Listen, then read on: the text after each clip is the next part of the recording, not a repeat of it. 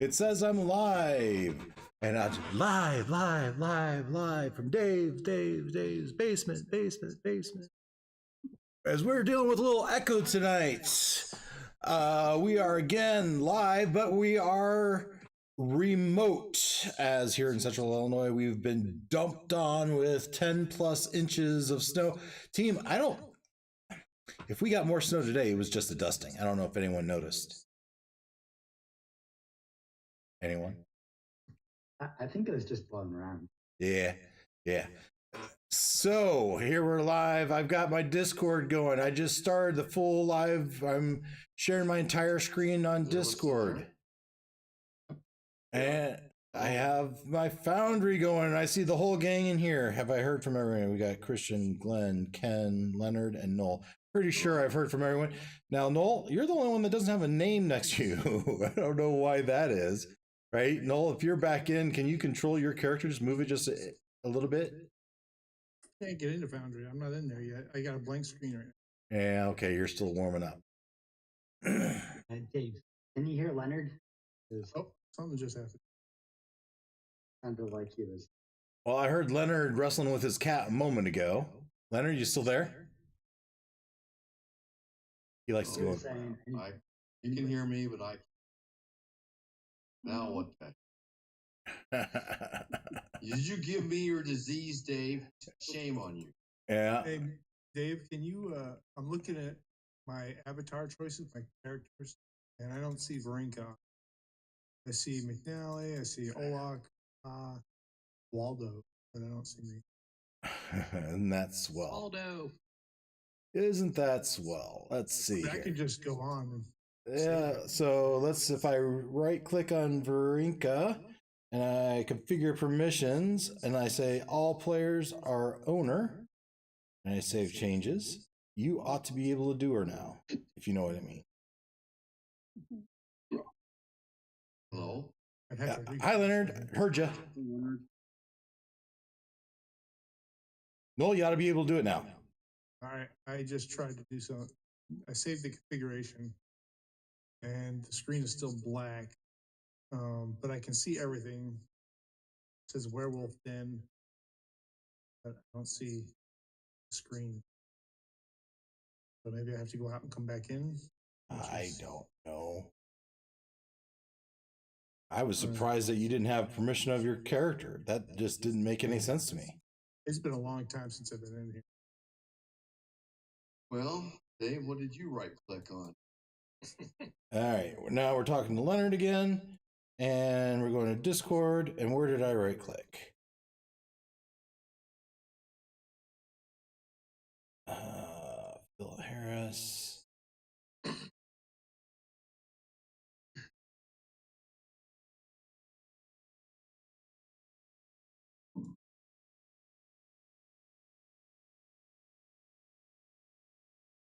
I right clicked on the headphones icon, and I said the default was iMac speakers for the output device.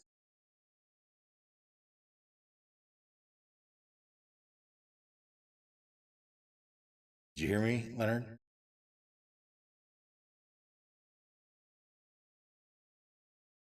You with me, Leonard? Oh, typing something maybe? I mean, I can hear you. I was, Chris McClellan was watching us on YouTube. All right. Hi, Chris. Leonard, say something when you can.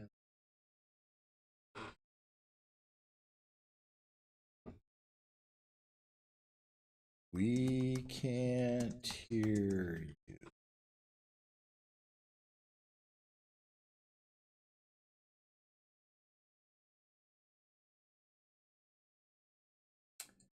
Joy. This is a lot more fun when we only have to wrestle with Ken. We've gotten us down to a pretty smooth system. Yeah, we don't seem to have this problem with when it's just you.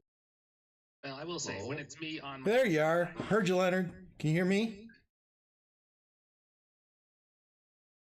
We heard you, Leonard. You should tell him to turn his speakers on. I'm pretty sure that was what he told us to tell you. Turn on your speaker.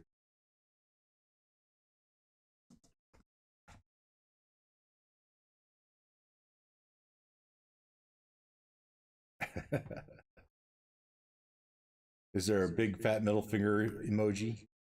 Okay, all right, got you. All right. Talk to me, Leonard. How's your day? Oh, my days has been fun. Up until the last 5 minutes, right? 15 minutes? Yeah, yeah. Yeah, so looking forward to all this. Next week, we'll be back in person. How's that? Then I gotta drive 35 minutes. Okay. So here we are Thursday night, and let's get ready to party, huh? Let's go ahead and run the intro. See how this works. Sorry, guys, I had to step away from it. All right, we're just now running the intro. Here we go.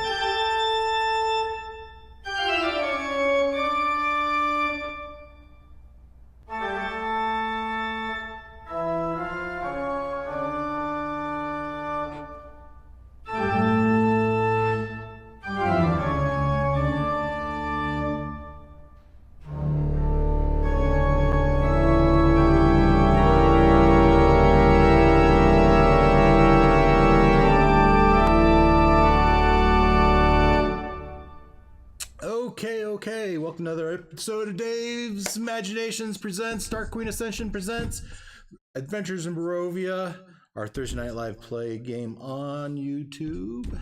And we might even have a spectator, it seems like. And so if I go, I don't know, if I go over to you, hopefully you can see my screen.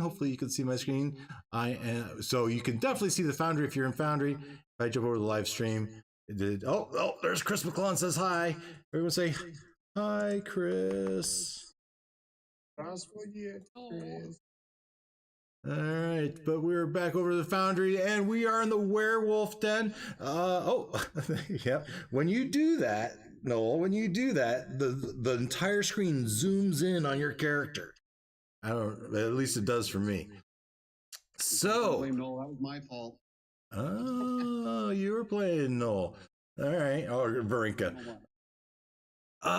So our party's kind of split, right? We have Christian's Stryder off doing the Stryder quest, doing his thing, battling Sangzor and trading blows and near death. And then at the same time, the rest of the party went to check out the wolf den, as one of the were-raven says he knew where their den was, and you led it to you, and now you are vanquishing the werewolf den. And so that makes for a quick summary, really.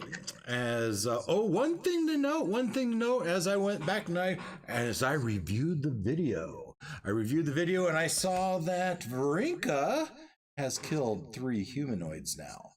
Werewolf count as a humanoid. And as he does, his glaive starts to vibrate with energy as it fills with that. It senses the kills, and so that was just a little extra tidbit I had given Noel. Now so where should we start with the werewolf den, or should we start with Stryder? We were going to restart with Pa as the wolf ran by the pool. Yes, that's a great point, because we were mid-round, weren't we? I even have a little X next to Katota. So we have you. Where are you on the?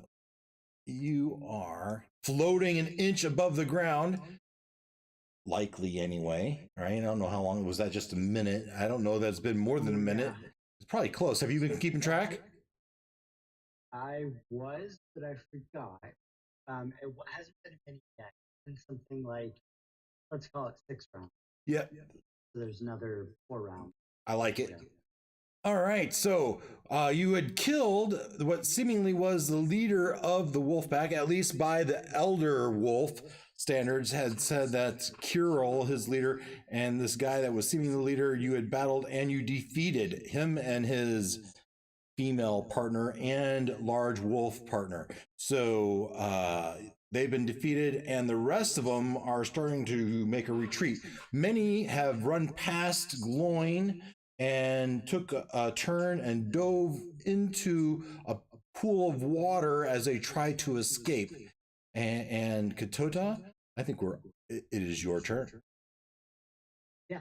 So I am casting web into this area. That's a 20-foot cube to kind of block it up.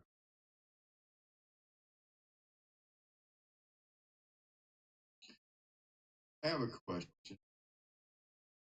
I assume we can tell the difference between a regular wolf and a werewolf. You absolutely would very quickly notice the difference between a wolf and a werewolf. However, you may not recognize a werewolf in its wolf form. Oh. So, but I don't know if Loin knows all that or not, but okay, so yeah, you cast the web. On their turn, they make an action, right? Well, first of all, do you like how I've positioned it?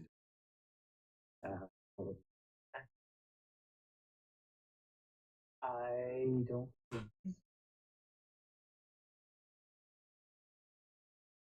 It's showing up.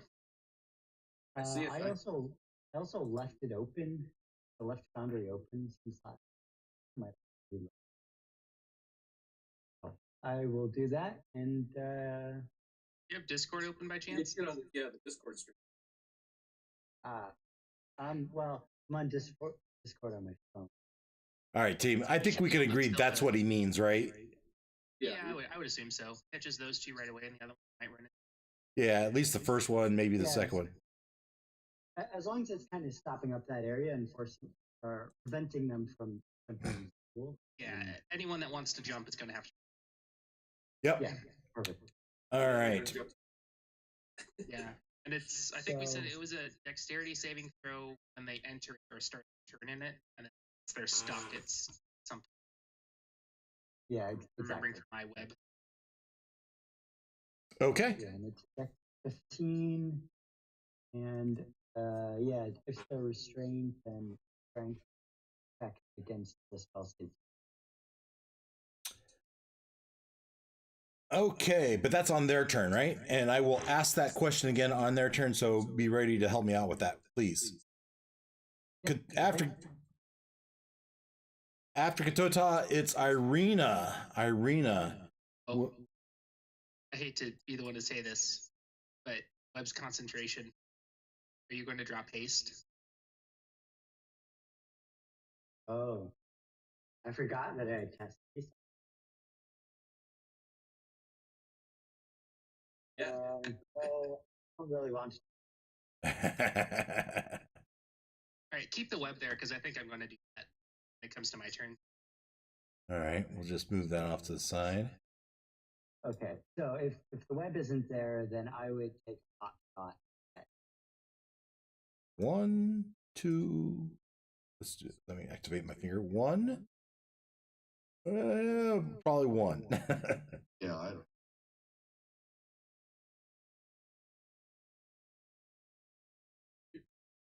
I'm still seeing game plot. You're seeing that? Nope. Yes. Wow, what lag? It's not. Yeah, well, because it won't let me.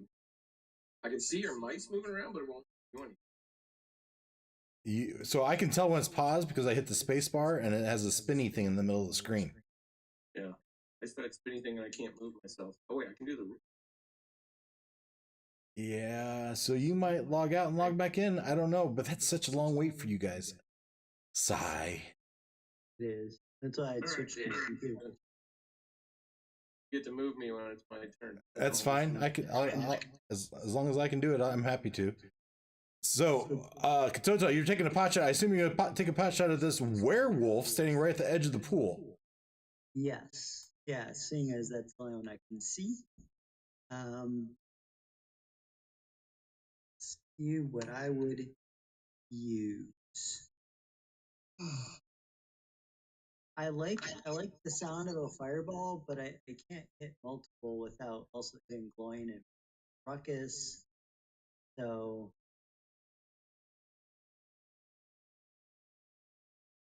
And Caligus. I won't do that.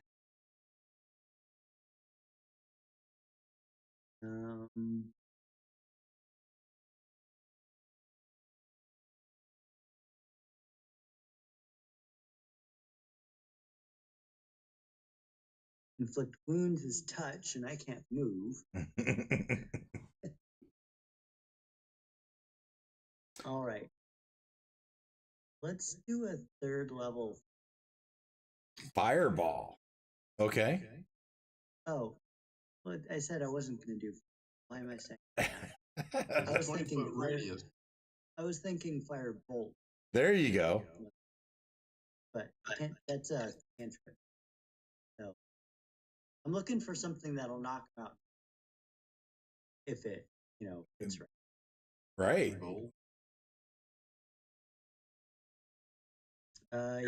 Yeah, I could do guiding bolt. Let's do a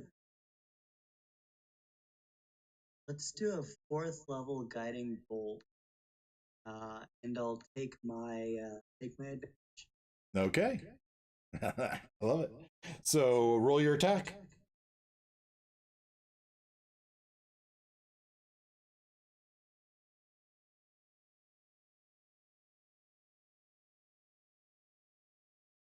$17 will definitely hit.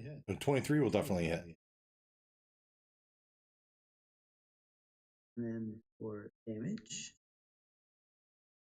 Look at all those dice. 23 damage. 23 damage, though, on a werewolf is not quite enough. Plus, I don't think these haven't hit yet. Okay, roll on your chaos table here. This is your 18. All right. Do my religion. Getting better at this. Yeah. Are you losing your religion? Are you in the corner? He's getting religion. Hitting my religion. And all right, so it's a nuisance. What kind of nuisance did you get? Headlights. 96. 99. Was it 9? My numbers are good or bad? Oh, we'll see. It's a bit all over. You gain proficiency in all Constitution checks for the next hour if you don't already have it. That's a good one. Sweet. All right. Too bad no one's within 5 feet of you. That's kind of my additional rule to this, Pitota, that anyone within 5 feet of you is going to have to make a Arcana check, or else they'll be affected as well. That's why we all had to save that one. Yeah. Okay. So he's been hurt, and we move on to Irina. Irina will charge forward by 10, 15. Let's take a swing. Rena. Yeah. Of course, I had to close all my screens when I had to reboot. All right. So spells, she will do what? What's the one that will pass on to the next one? Is that green flame? Yeah, let's do green flame blade. Ooh, that's just a normal attack. All right, and so actions and Sunsword and +7. 18 to hit will hit. Roll damages. And 13 damage. Now, and then the green flame blade, does that jump to the next creature? Yeah, I think it's 2 damage to the next target. Well, that's hot. Not hardly worth it. All right, 13 and 2. She's hasted, so she gets another action. Or I think just a regular attack. All right, she'll take another swing with her. She'll take another swing with her sun sword. Ooh, but we'll miss. Natural 1, actually. Probably misses. Yeah, we haven't been doing anything funny with natural 1s. So, all right, and then with her boots of whatever, she will jump back the 15 feet.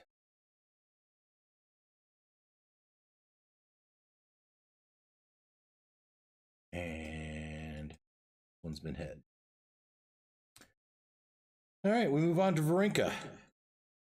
You're at the top of the screen. Boundary, so. So you are, if you're looking, you could look on Discord, and you might, if you are in Discord, you can see the screen. I'm sharing my screen. You are near the top of the cave. They are trying to retreat. There are 3 werewolves.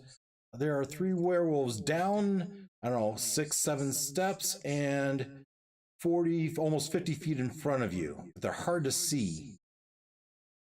I don't remember which one's you. I think you're in front and the echo is behind you. All right, I see it. Still not really. I'm going to charge. So I think you're the one in front. It should be. What's your movement? It'll be 30. Yeah, so it's 30 feet. You don't quite get there. You're hasted. Your movement's doubled. Oh, that's right. All right. So with haste, you get there easily. I'll go around and I'll just stick right there. That's good. I'm just frustrated with my computer right now. See, Leonard, it happens to everybody. Aren't we all frustrated with our computers right now? So I'm activating my phone just to give you a D&D Beyond character. First attack. Somebody roll D10 for me. I don't even have my dice with me. I ran in the door, started my computer, and that's all go. A 5 on the 1d10. Oh, I forgot. I need to roll a D20 first. Usually.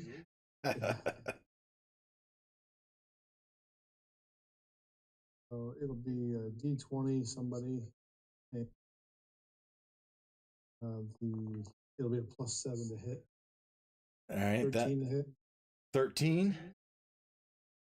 That's the first attack. That's a no, right? For the werewolf, it hits. Oh, perfect. So that was a 5 plus another 3. That's a first hit for 8. All right. Second attack. Somebody roll me another D20. Yeah. That sucks. That's a total miss. Third attack. He's hasted. Oh.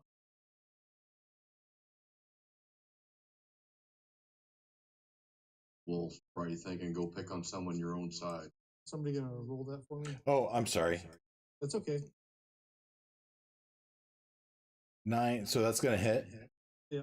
And that'll be a D10 again. There's no modifier to these D10s? Yes, it's +3. All right. Yeah. So, all right. Okay. Anything else? My Echo would move up 30 feet with me. Keep it step with me. Actually, she would. Yeah, we determined she wouldn't get the extra. All right. So she'd be back like this. 10 feet behind your 30 feet. Bonus action. Ruckus, you're up next. All right. Noel, you done?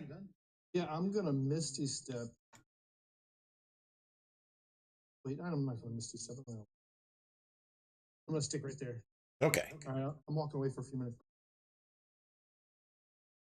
If they move, do you want to take an opportunity attack? Sir, I'm going to assume he does. Ruckus? Yeah. So what? This one wolf has a spell on him. He's been hit. Okay. Okay. So Ruckus is gonna move just a step or two this away. Oh, you did it. Yep. Yeah, I'm working. Okay. So spreads his arms out wide against the side, uses the sorcery point, and he claps his hands together. Sorcery point makes his 5-foot spell into a 10-foot spell of thunderclap. Ooh. So, got my thingy turned on. I say, so they each wolf to fail a con failing. All right. Constitution?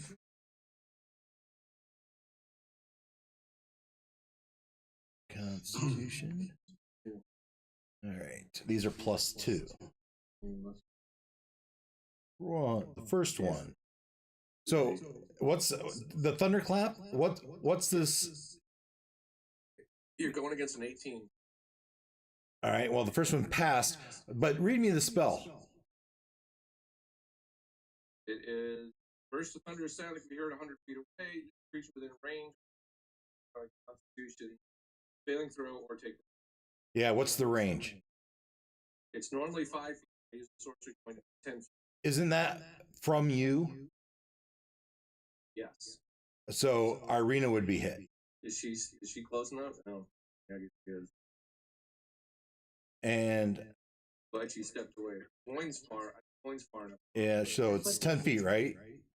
Check what the haste does for Irina. Gives her some. Yeah. It's dexterity saving throws, but she's proficient in Constitution. So. Yeah. So she'll have a +2 to roll. All right. So let's since I'm here, let's roll that. 17, though she fails. Oops. All right. 18 passed. The second wolf. Let's roll for it. I thought Glenn was a 50. It was. I'm sorry. What was the save, Glenn? 18. 18. Right. So Wow. the second one fails. The third one. Oops. Sorry, that was my just testing. I think I'm working in Foundry. The third one failed. And the fourth one Apparently, I can only be registered as wolf. failed. Well, don't click on it first. Click on something else. Click on you first. All right, so what's the damage? So, let me do. Also, okay, I'm spending another one to reroll my. So it's 2. I'm still reading this ruckus. I would think if you clicked on yourself first, Bianca. Click on your character first. I clicked off all. I clicked on mine. I'm going to roll. Still came through as ruckus. Oh no, I think it went. I see it as Bianca. All right. That's better. All right. So anybody that failed to get 8 points. All right.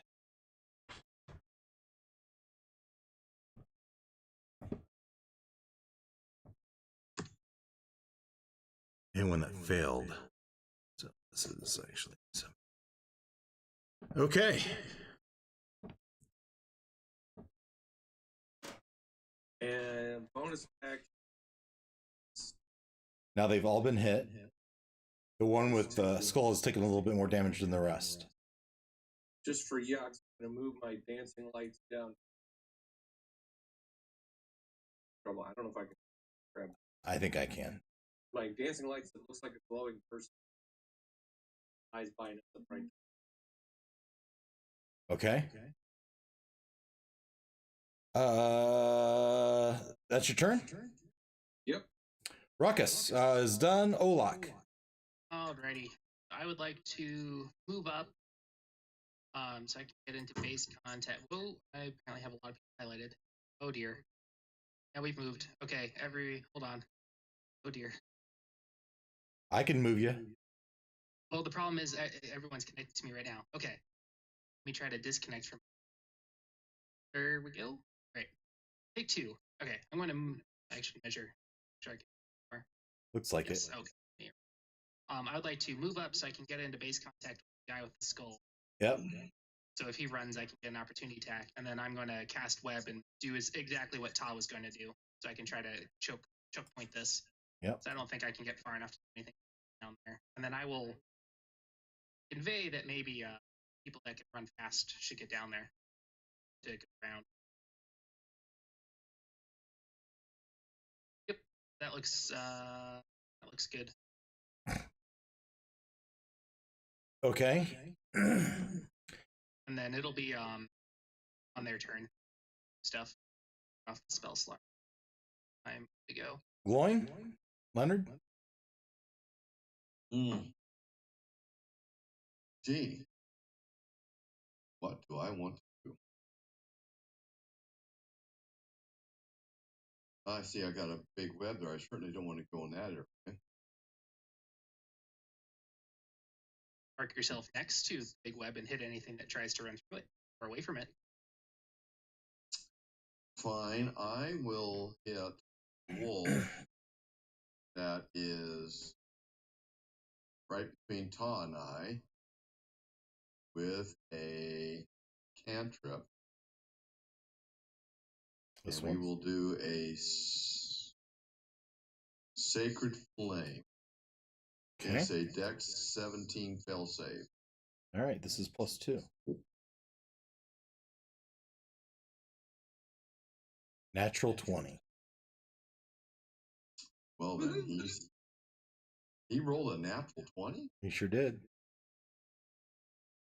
But that just means he passes. Does he take half?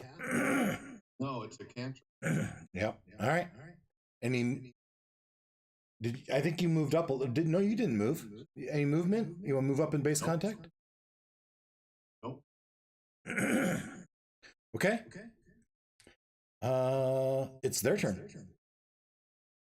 So these guys.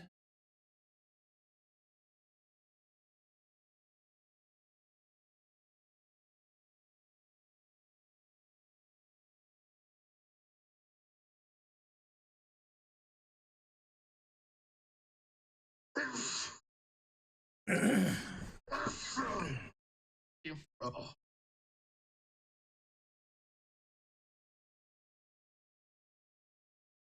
So, I assume Varinka's in reach with them, but they all transform into wolves.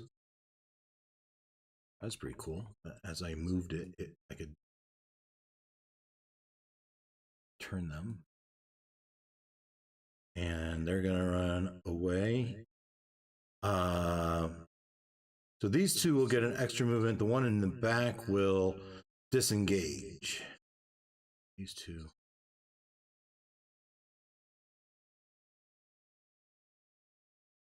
Five, 10, 15, 20, 25, 30. That's the lead one I'm measuring.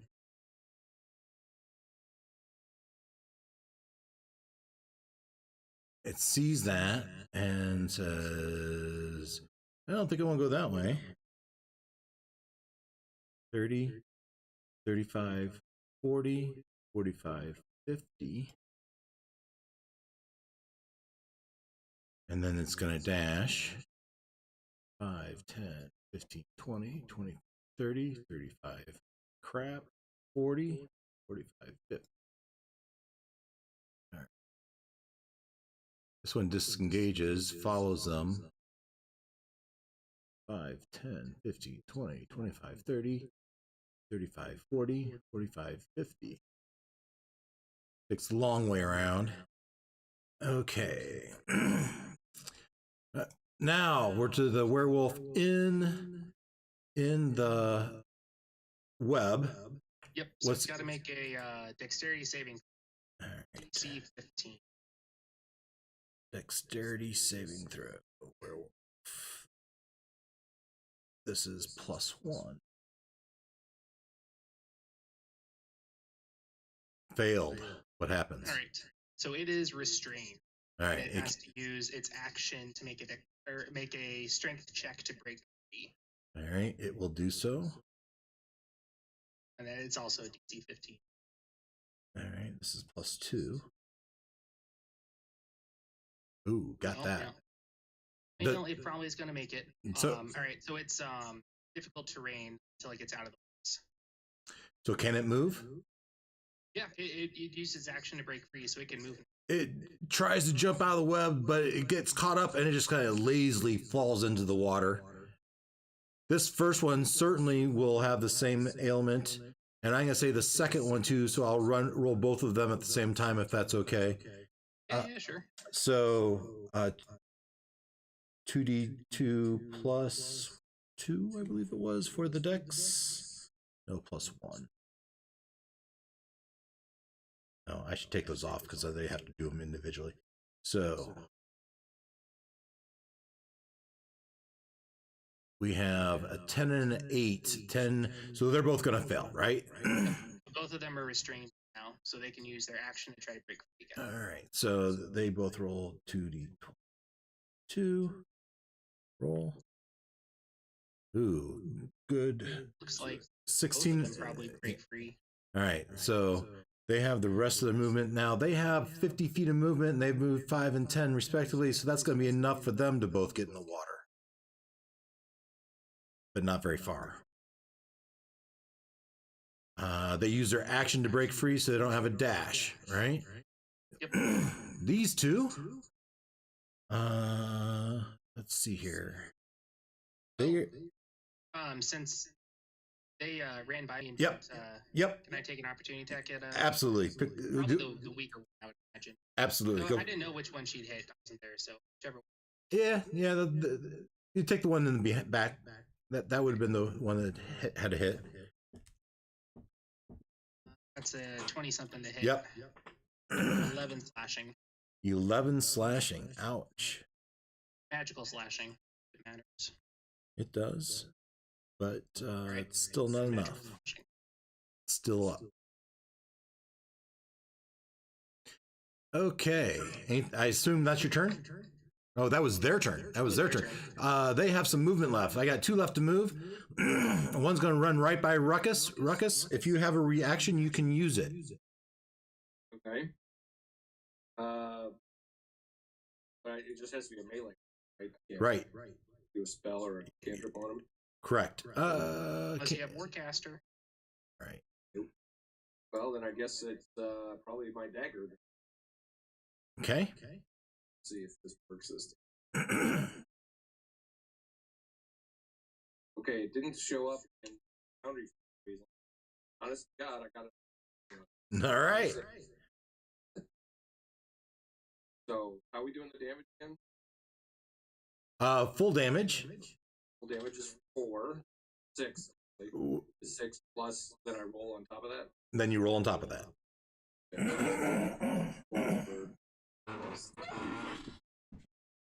So it's 6 plus 3 more. 9 total. Oh no, I'm sorry. It's 5. 11 total. 11. All right. Nice stab in the side of it. So I don't think Arena's going to get an opportunity attack. You only have 1 reaction.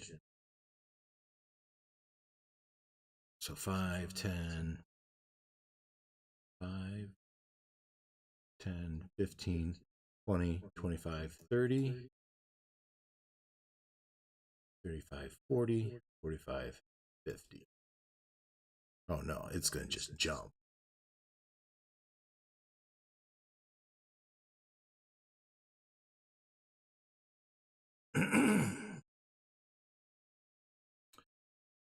Okay. I think that's their turn. So we are to Katota.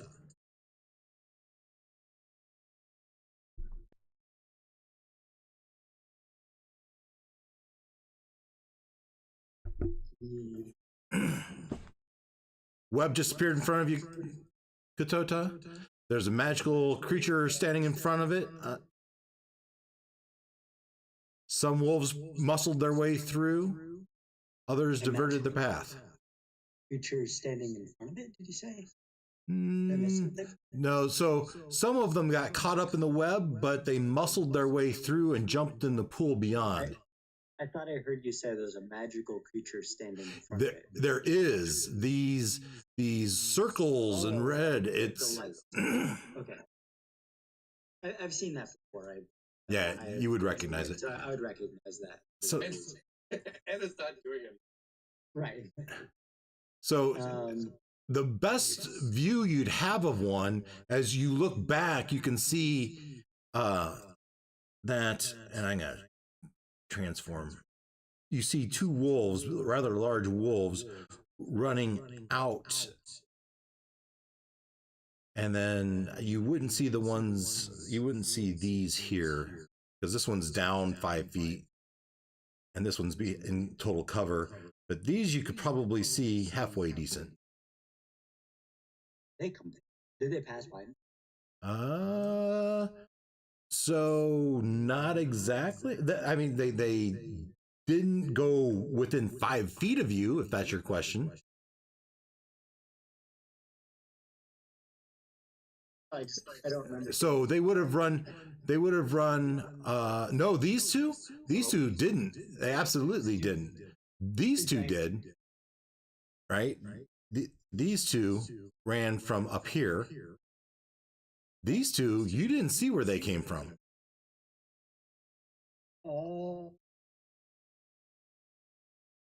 Yeah. Okay.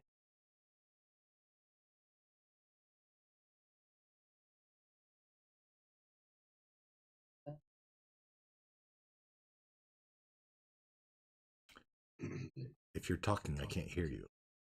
I'm thinking. Okay.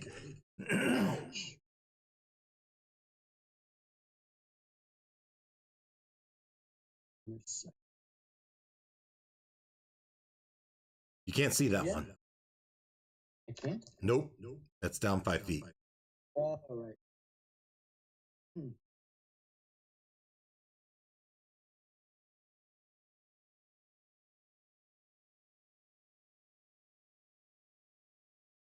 See any wolves to attack? I mean, I can see the bigger ones, but I'm not going to attack them. Because I'm assuming, or Ta will assume, that's the old guy that was it Bianca had given him pass? I think it was Ruckus. Ruckus? Yeah. I talked to him a little bit. All of you kind of talked to him, and you just went on your way.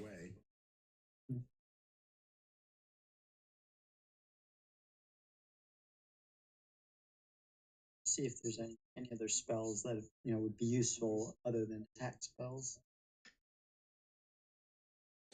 On deck is Irina.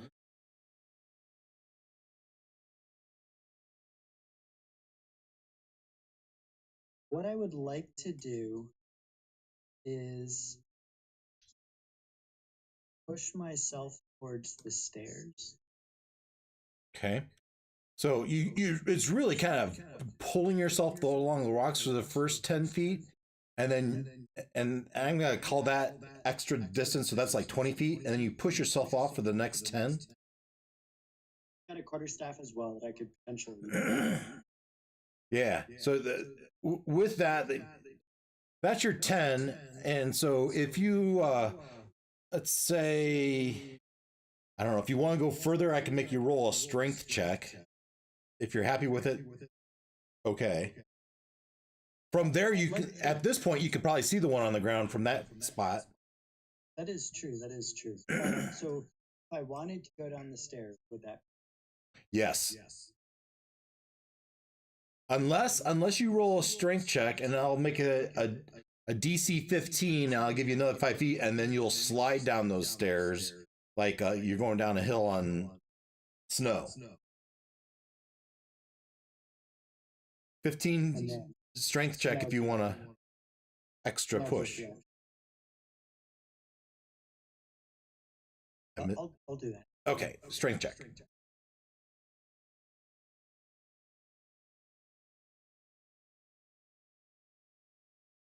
Yeah, so you push off and you kind of just slowly end up there, and you feel like if you want to go any further, you're going to have to use your pole to row yourself out.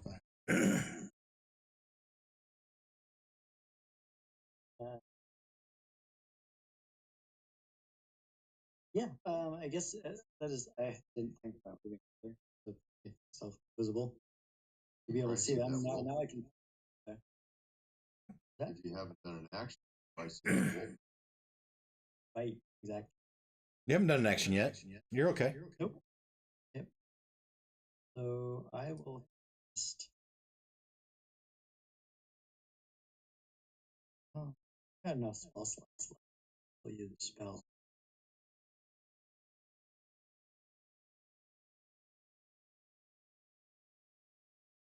I assume you're targeting this one. Yes. Yeah.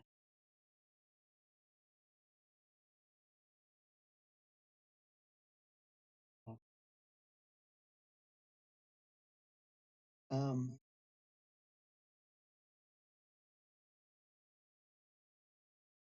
will do.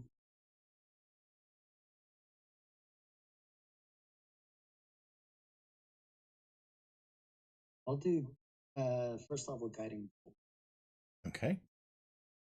with it. So it was a strength or dexterity, right? It's a range.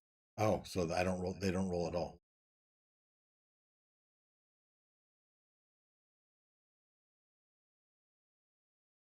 $12 on the wolf. Yeah, it's close. Let's see. Yeah, that doesn't hit the dire wolf. The wolf. Advantage. Was 18 to hit? Oh, it was 18? They rolled No. They rolled a 12. That was my 18. Oh, Rolled a 5 and a 6. Yeah, those miss. So yeah, they missed. But It's still good at the wild magic. Guess what still happens? Yeah. All right. 18 and And 39. Your dexterity is increased by 2 for 1 minute. Nice. That could come in handy. You're keeping track. I'm not. Yeah. So there's a lot going on. Okay. Anything else? Probably not. No. I don't think I can do anything else. All right, Irina. Let's see here. She's going to take off after this one because she doesn't really see the ones behind the stone. But she's hasted anyway. Oh, yeah, she gets there easy. Let's see here. Runs up behind this one. She's going to try a different spell. What's the other spell do? Booming Blade. It'll do stuff if the target then. All right.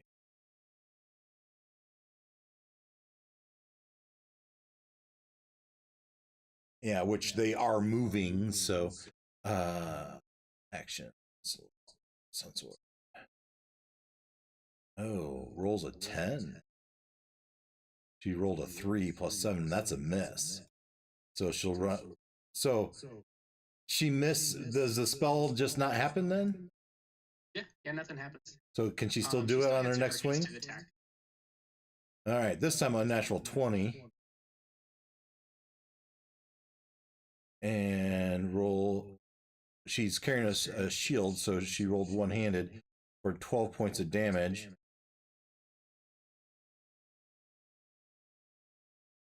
And does she get the booming blade? Nope, because the booming blade's a cantrip. Yeah. So she can't do that with the hasted action. All right. Okay. And now she has movement left, so she can still do her 15 feet back trick, I believe. Yeah, she doesn't actually need movement to do that. Oh, good. But she's still got like 40 feet of movement. She does want to go somewhere else. Well, that's true. But if she does, then she'd be taking an opportunity attack, right? With her Well, no, boots. but she could still move now after she's bumped away. Oh, right. So she has twice her movement, right? So she moved 30 feet. She has another 30 feet left. Mm-hmm. Yep. All right, so let's do this. She jumps back, but then jumps down here.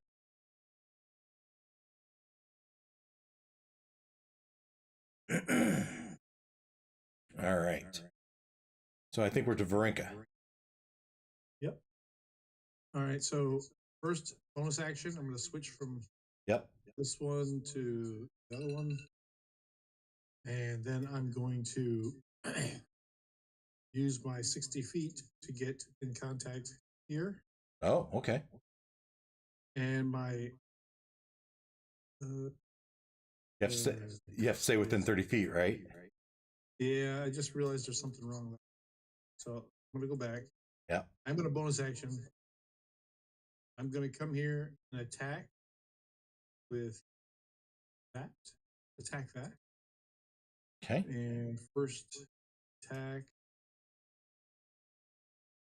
That is with a +7, so that's natural 20. Yep. Rolling a D10 +3. So that's 11. Is it still up? Just barely. All right. I am going to make a loud scream, like guttural scream, loud enough for everybody to hear it as I take my second attack. +7. I'm starting to get this thing here. All right, so that's a natural. That's 25. Pretty sure that's going to kill it. Yeah. Yeah. Roll your damage. +3 on that. It's more than enough, probably. Yeah. So now this is the one that was closest to you. All right. So it transforms in. Oh, come on. Into a little girl. No, not this one. Is that a female? I think it is a female, though.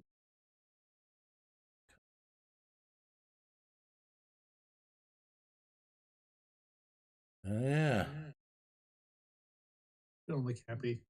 She's at peace now. Sure she is. Pieces. So I'll use the rest of my movement, which I should be able to get here. I was only a couple feet off, and I had more than 60. Let's take a little measure, though, right? So there's probably 7. So there would be 30. Yeah. Yeah, you can get there. So second attack.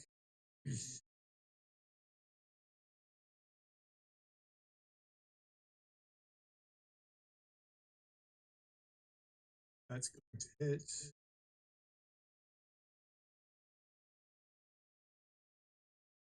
Okay.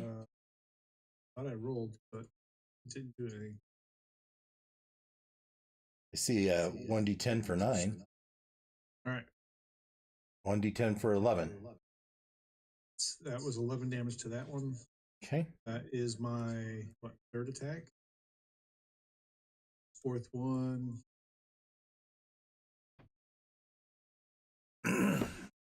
That's gonna hit.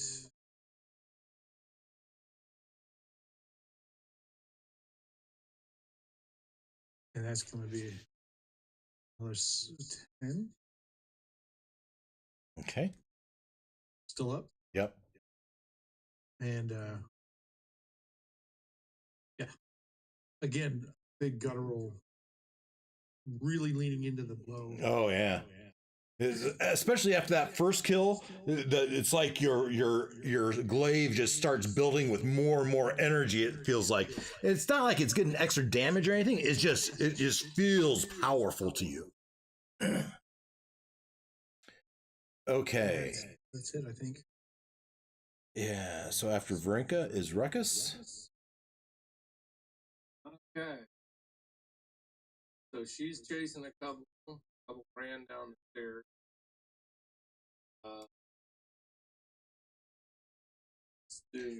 Yeah. So you can only see the one right now, which is the one that Vrinka's engaged with.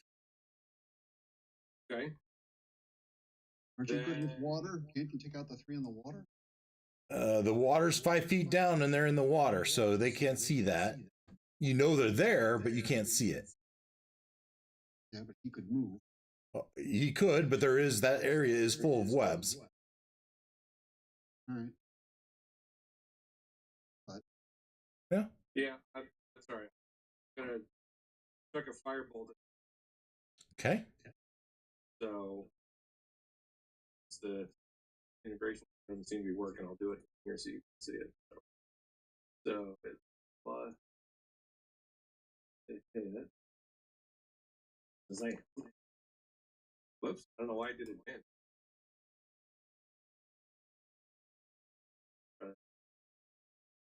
And The first one was a 7. was it? Okay, so it's a 17 to hit it.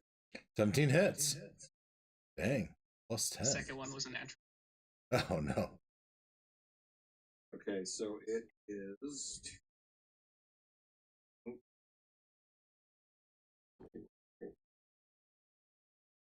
Oh, I left that's my touch.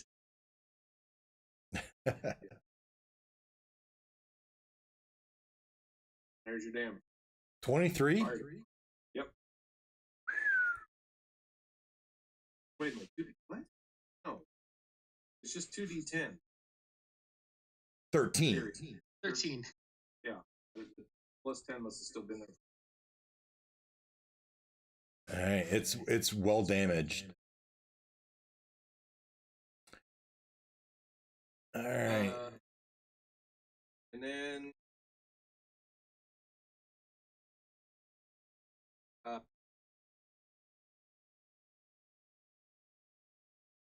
I saw it. Okay.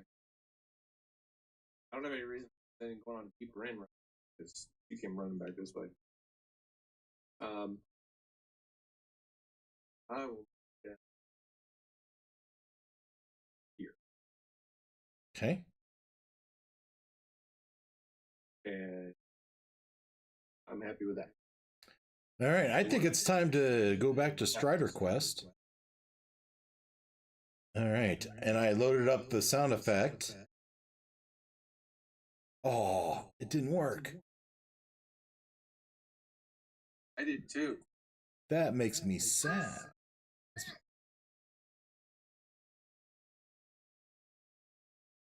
I got it here. Hear that? And no, I didn't. But here.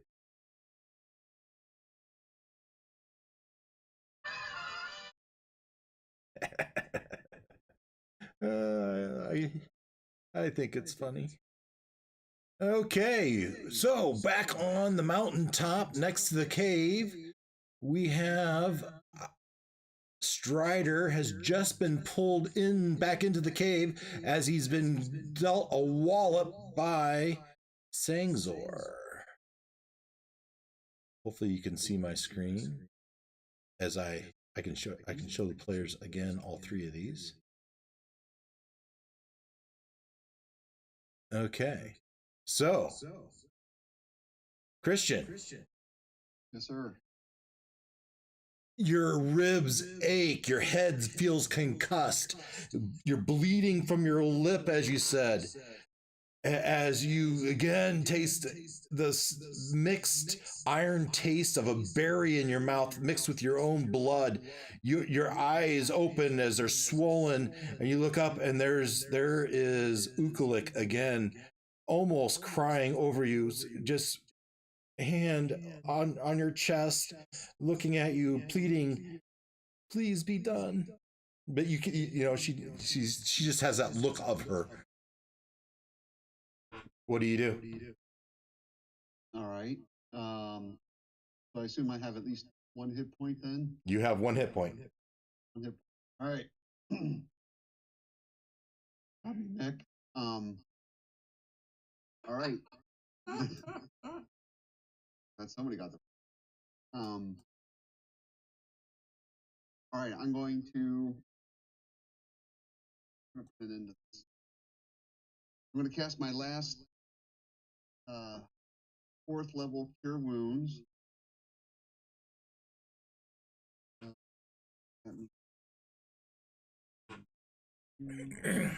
with me here. Let's do this.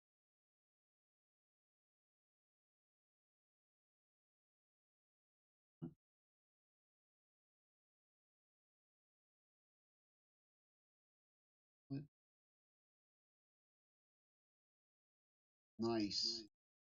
On roll. 20 hit points. That. All right. All right. And then last.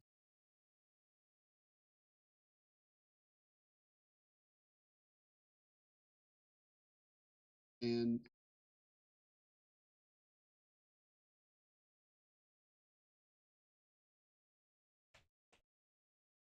all right. So now I've got 21 hit points. A whole lot better than where I was. Not great, but better. And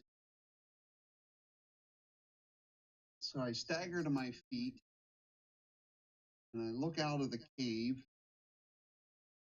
Is he out there or is he back up on his rock somehow? So you see a drag he's like limped away, dragged himself off 20 feet further and around a little bend. You can see blood trailing in the snow in the path. He doesn't seem to be very agile at all, but he's at least 40 feet from the cave entrance. Wow. Okay.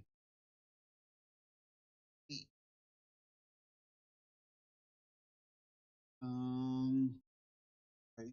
And you can just barely see the backside of him is just like trying to pull himself away. Okay.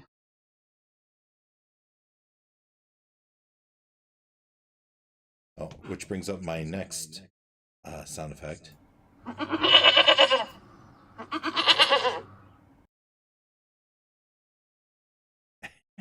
very scared. Oh no, he's wounded badly. All right. That was enough. Everyone knows a wounded animal's not something to be messed with. True. But I've been led to believe that he's pretty super wounded. Like on death's door. You hope. You know, well, I do. Okay. So I'm gonna try to put an end to this. Fingers crossed. It's the humane. So, what's that? It's the humane thing to do. At this point. All right, so I'm gonna go out there and I'm gonna be totally transparent here. To increase my chances, at least what I think are my chances, I'm gonna drop the shield so I can do my 2-weapon fighting, which I do have the ability to do. Nice. With my scimitar in one hand and my blood spear in the other, and I'm going to march out there my full 35 feet, 5 feet of him. Mm-hmm. So he's not going to get a charge. And if so he shouldn't be able to charge. Because dashing doesn't get me anything because I won't be able to strike him. It'll just put me in base contact. Give me a stealth check. Awesome. I would normally give you advantage because of the environment, but since it lives in this environment, that negates the advantage. So just a regular, unless you have a reason for it to be an advantage. Other than that, Well, I've got I do have Mask of the Wild, where you can attempt to hide even if slightly obscured. yeah, but you're not attempting to hide. I'm just checking to see if it notices you coming up behind it. Got it. Okay, can do that. No, okay, that's pretty good with those. D20 and plus. Let go. Of course not. Well, let's see how it does. This is, well, if you want to use it on that, I don't know that I would. Yeah, no, not this. Yeah. So as you approach it from behind, you're bleeding, you're panting with your energy that you're trying to come. Its head. Now it's been trying to pull itself away, so its backside is toward you. It turns its large head, its huge horns back toward you, and lets out another cry.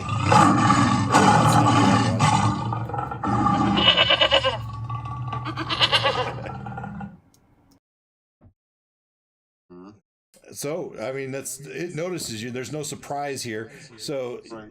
but you're outside of 5 feet from it. What are you going to do?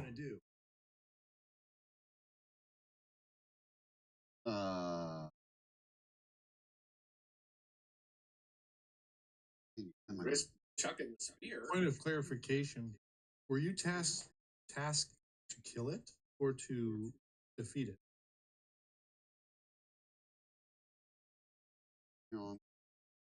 Kill it. Bring its body back to the Wildlings. Yeah. Just want to double check. Yes. Skin it. Slay it and take its body.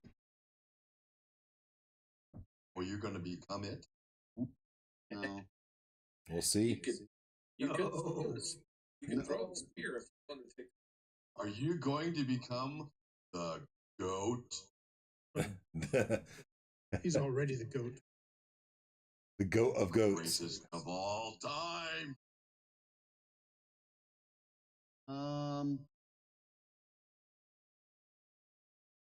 Well, I guess where are we, Dave? As far as You're 5 feet behind it, right? with your normal movement. Right. You have not taken any action or bonus action. You've dropped your shield, so you've dropped your armor class by 2. Yep. But you've got 2 weapons out. I assume you have your spear in one hand and, I don't know, short sword in the other hand? Scimitar, yeah. So here we go. Spear? Spears in one hand. Am I close enough to hit with them? Well, does the spear have reach? I don't think so. But what's a spear for? Yeah. Spear of destiny. What's it designed to do? Understand that it can be thrown. Or you can notice hold your action.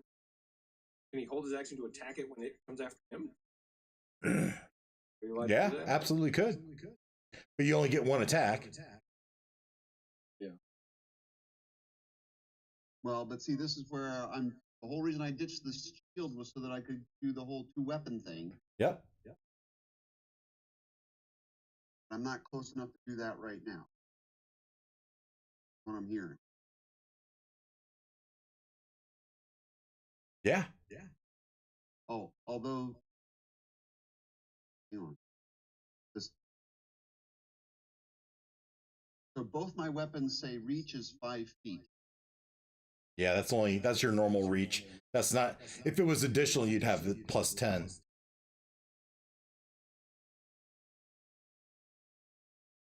All right. Well, then. Now I can let you recant, right? As you go out there and you see that it's around the corner, you can stop short of the 5, further back than 5 feet if you want.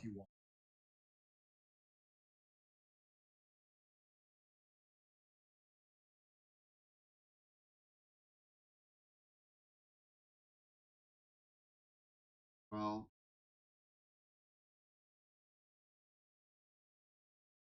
I'm gonna, so I don't know what that buys me, because the more room I give him to pull up ahead of steam, the more trouble I'm in. Potentially. Right. So I'm gonna stay here and I'm gonna hold the dodge action. Nice. Okay, that's your turn. It sees you and it kind of leans back towards you and moves just that, closes that 5 feet and is going to use its back hooves to kick at you. Now this is one attack at plus 10, but this is not the ram attack that you've been getting hit with, right? But it has disadvantage. And roll. A 3 plus 10 is 13. So without your shield, what's your armor class? 14. So it's a nice strong buck at you with its hind leg, but as it just has that weakness to it that it probably hits you in the shoulder, pushes you back, but does no damage. Awesome. And then the rest of its movement, it drags itself another 20 feet forward. Okay. It's your turn. All right. Opportunity attack. It's going away from you. Well, there you go. All right. But then, so I can do that and then I can move and attack again? Yeah. All right. Doing it. All right. Opportunity attack. I assume you're swinging with your spear. Absolutely.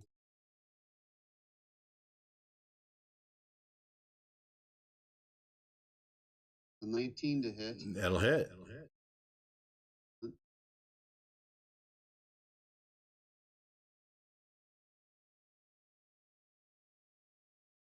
And then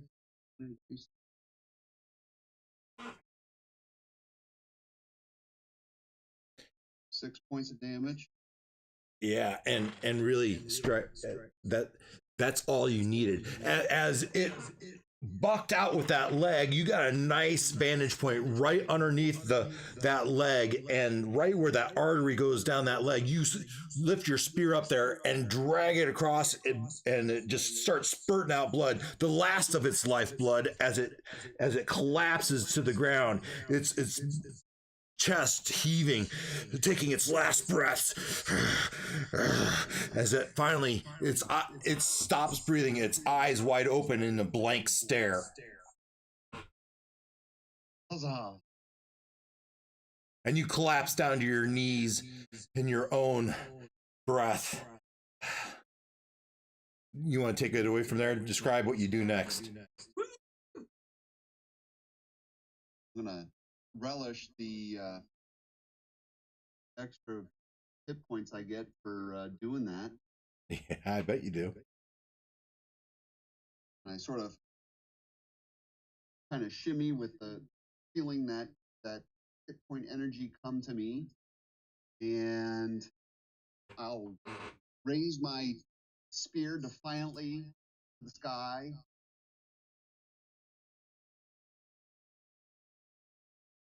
Cry out, freedom for my brothers!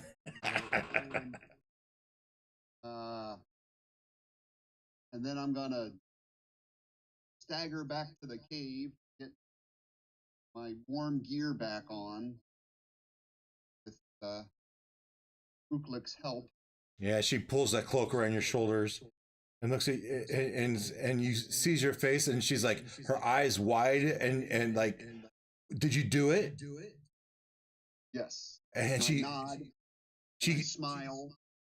She looks at you and then moves to the mouth of the cave and looks outside, seeing the blood and the dead, lifeless hind end of the goat, and looks at you and runs up to you and gives you a nice big warm embrace. Excellent. I'll return it in kind. And then He's kind of cute. She looks up at you with those big puppy dog eyes, bunny eyes. nice. Her nose is twitching. Huzzah. All right. Now, how do I get this thing people that need to have it? You pull away and she's just like slightly disappointed. What's that?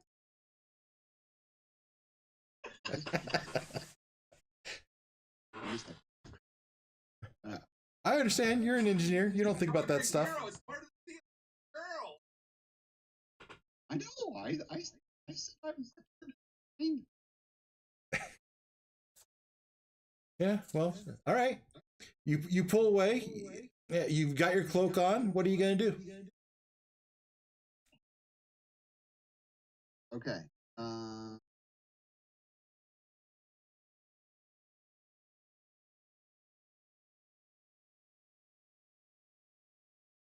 Well, I gotta. Spend the night in the cave with her. Well, long rest wouldn't be the end of the world. After what I've been through. You get rest. Dude. not a whole lot left in the tank. I'm exhausted. I've been resuscitated twice. Burnt just about every slot I got. I mean, not every slot. The strong ones.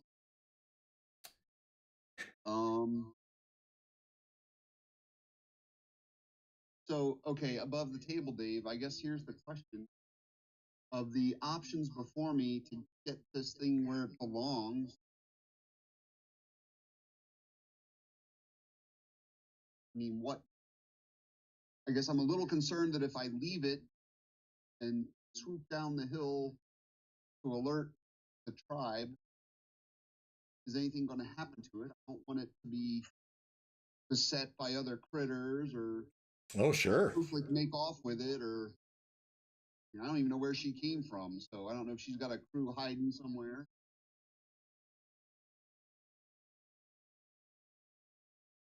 You know what I'm saying? Yeah. How are you going to communicate? You could try to communicate with her, or you can take the initiative and do something on your own. Right.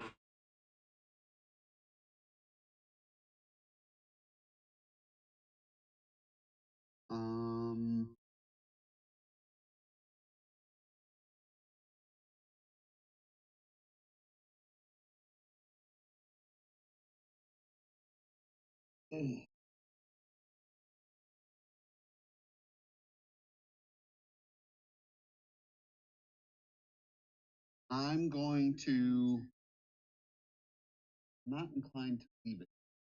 And so I'm going to endeavor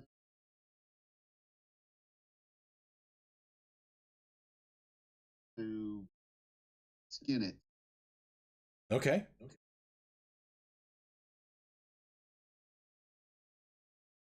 So that's what I'm going to spend my. All right. So for between the two of you, you managed to drag it up closer to the cave's mouth. Okay. To give you some shelter, right? Because it's still friggin' cold out there, right? And you're up in the elevation, and so you, between your scimitar, your daggers, and your spear, you managed to cut the hide off of it. And then what about the horns and its head? Right. Good point. Let me see. What have I got? my line up here.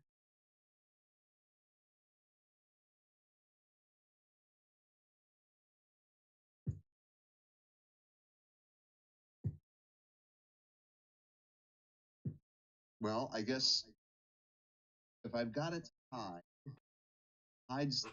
I mean, I know this thing is big, but the hide certainly can't weigh as much as Oh, right, right. the whole critter. Give me a nature or If I can sever the head, I could maybe bundle the head inside the hide, and that makes it like a pouch, you know, a tarp.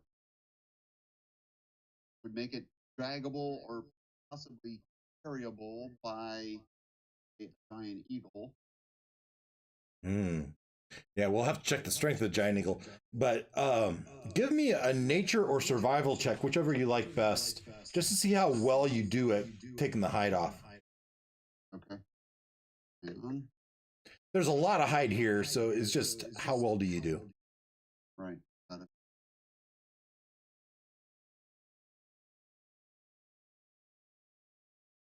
it. Yeah. Not great. Yeah, not very good, right? I mean, you're not a hunter. This is not your forte, right?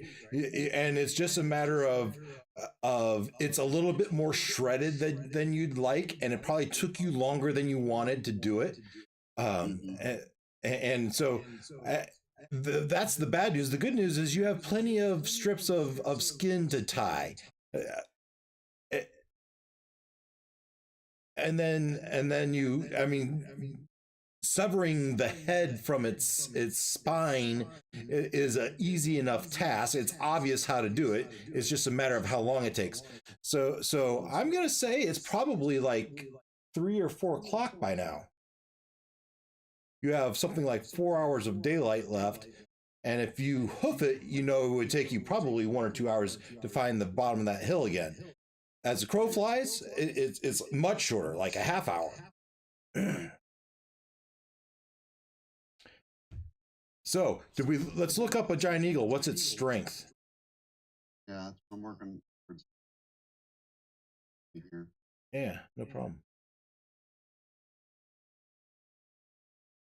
I'm on screen. I'm going to D&D Beyond. I go to Game Rules and Monsters. I type in eagle and filter. I get the giant eagle, and its strength is +3. So yeah, I think that's able to carry it. Okay. Awesome. Okay. Well then, I will.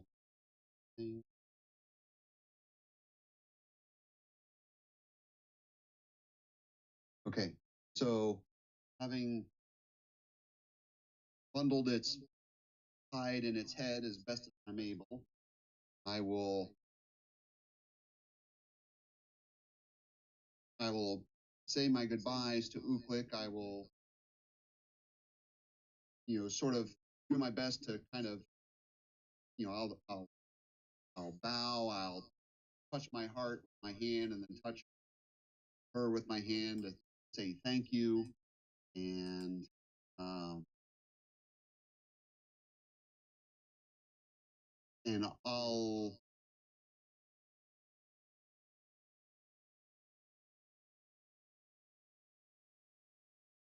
So as you do that, I mean, she looks sad to see you go, right? Like she does, and as you turn, you transform.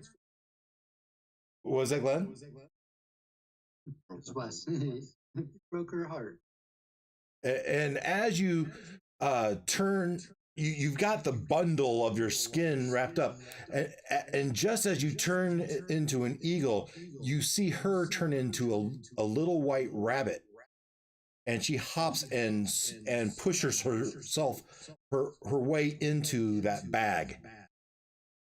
Oh, all right.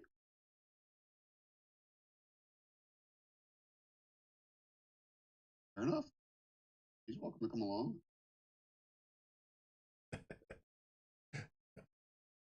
All right, so you pick up the bag with your talons, and you try to make flight back to the Amber Temple.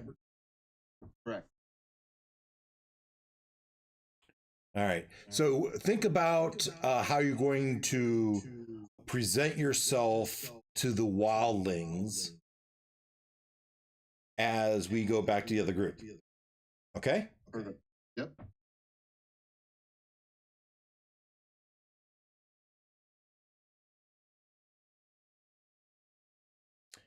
All right. Meanwhile, back at the cave.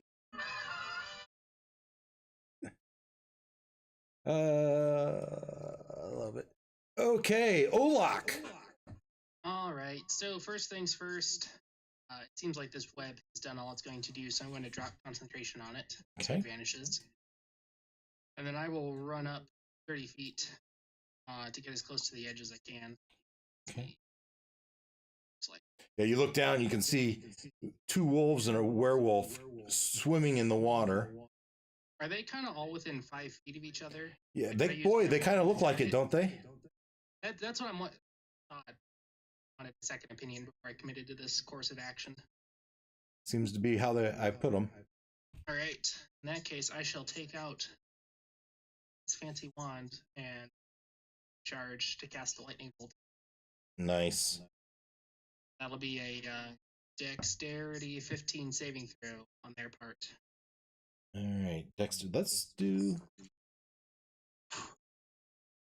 dexterity. For some reason, it does not take care of the charge. All right. Let's start with the werewolf. 18. All right, so he takes half the 26, so 13 lightning. 13. And did he already have some damage on him? I don't think anyone's hit the actual. Yeah, I don't think so either. That's a shame. All right, the other 2. +2. All right, so the closer, I'm going to say the closer one fails and the further one succeeds. How much damage was it? 26 to the one that failed, 13 to the last. All right, so this one, the one that was already damaged, dies.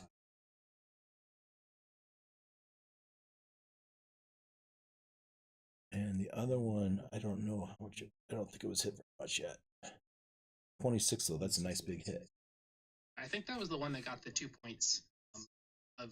Yeah. All right. Okay. And then is my wand still functional? Yes. So it's a normal wand of lightning bolt until it does its deed. Yes. But since they're transforming and all, I don't count. Yes, you're right. Yeah, the other 2, it didn't it didn't meet its purpose yet. That's right. Right. Still a useful weapon. That's 2. How far down is it? Oh wait, no, sorry, I cast a spell. Can't do it. Mind. Okay. You're done? Yes. Sorry. Gloin, you're up. Okay.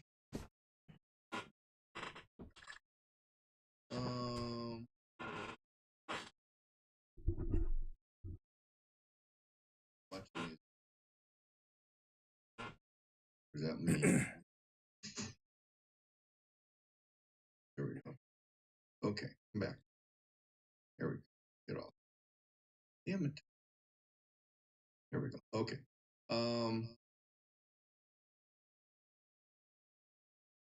I'm going to go up next to Ken. Olak. 5, 10, 15, no, 20, Olak. 25. Ken, isn't he by the water? Oh, all right. You should 5, be able to, you might be 10, able to get next to me, 'cause I 15, was a little 20, behind him. 25. 25 puts you right on the edge. 25. Yeah. Olak, would you like to say anything to him? They're running. Okay. Can you jump down? Can you hit them? The 2 down there are still very dexterous. Yeah. So Because it's not that my spell save DC is low. It's that they're actually skilled. What I smell, dwarves don't like water. I'm not jumping. Are they within 15 feet of me? The werewolf is for sure. You totally could jump that. No, I Dive don't right want to jump it. I'm asking if I'm within 15 feet of. Oh, I see. Yeah, so yeah, I'll say yes. So the Okay. 13 and the angle, sure. Okay, then. Well, if you can move me, whatever. I'm going to cast Burning Hands. You don't have to touch him. No, it creates a cone. Okay. So it should get both of them. Yep.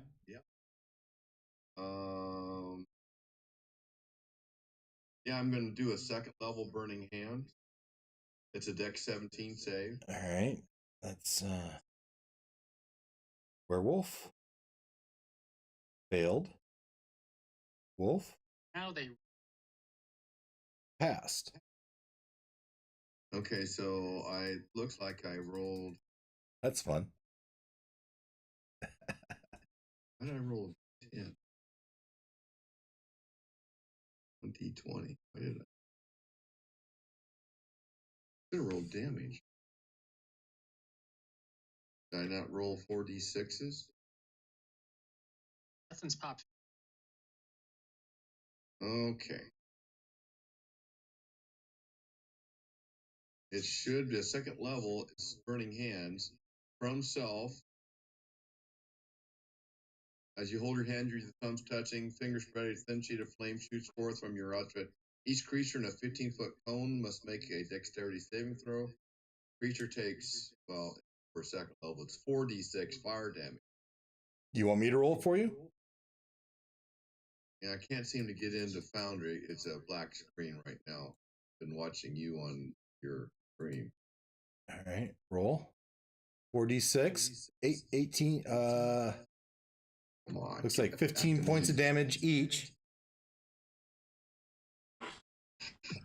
Which is enough to put the wolf down. Here we go. Did you hear me? Yeah. The werewolf's still up.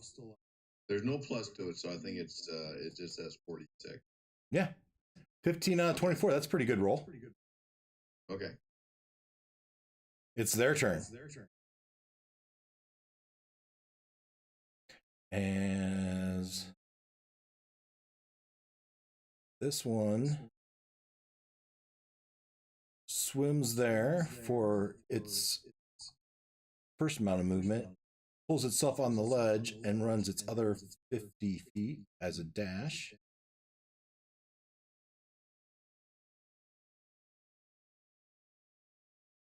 And it'll use its bonus action to turn into a wolf. Just like the rest of them.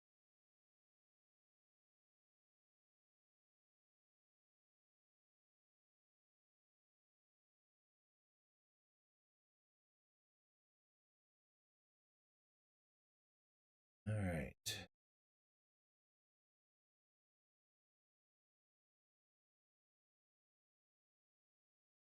Ooh.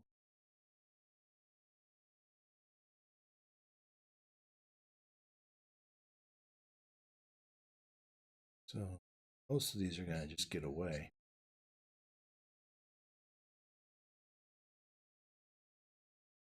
Not if our hasted people start giving chase.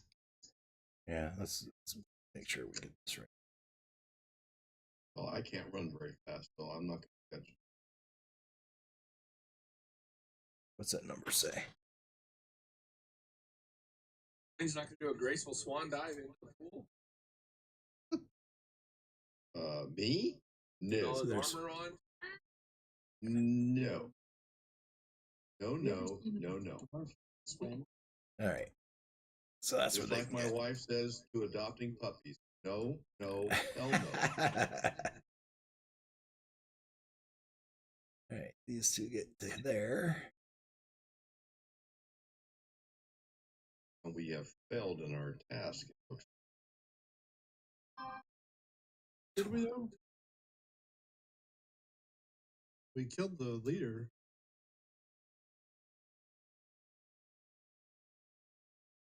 And got 2 hasted people that can still outrun these people. I don't know. They can go 100 feet in a turn, so it's, I guess they can run 120 feet, maybe. Yeah, and then they still got their regular action attack. Right.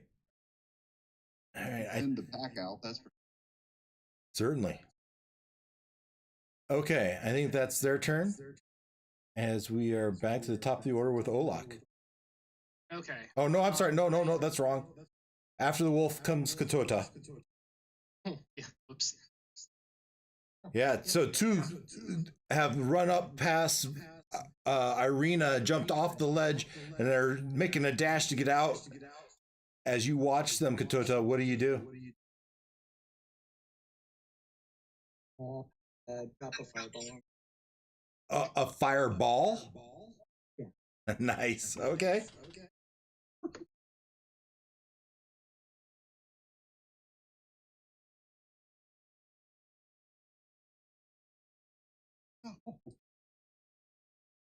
A 19 and an 18.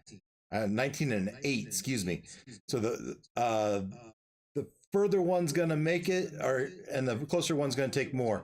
So your damage was 22 total.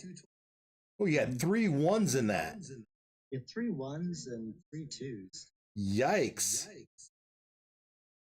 So 22 and 11. Let's see here. 22, 11. Okay, they're charred, but they're both still up. I took a swing. All right, you gotta try to push yourself along. Yeah. I think this is. We'll call it my last. Yeah. So with 1 push, you get a free movement down the stairs. So that's 5 feet. Would I get to base contact? Yep, I'll let you get into base contact with that one, but you've used your action. Right, but I'll get an opportunity. Oh, fair enough. Okay. You're done? Yeah. Yep. All right. Irina will move up. Oh, one of them should have taken damage from the booming blade, right? Yeah, that's right. It's just an extra D8. Yeah. Let's just tack that on.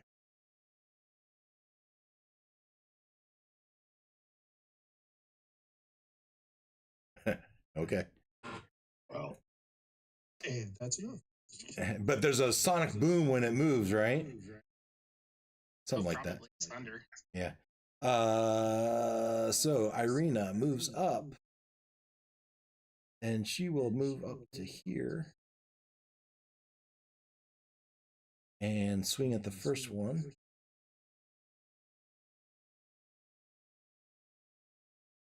And she'll do the booming blade again.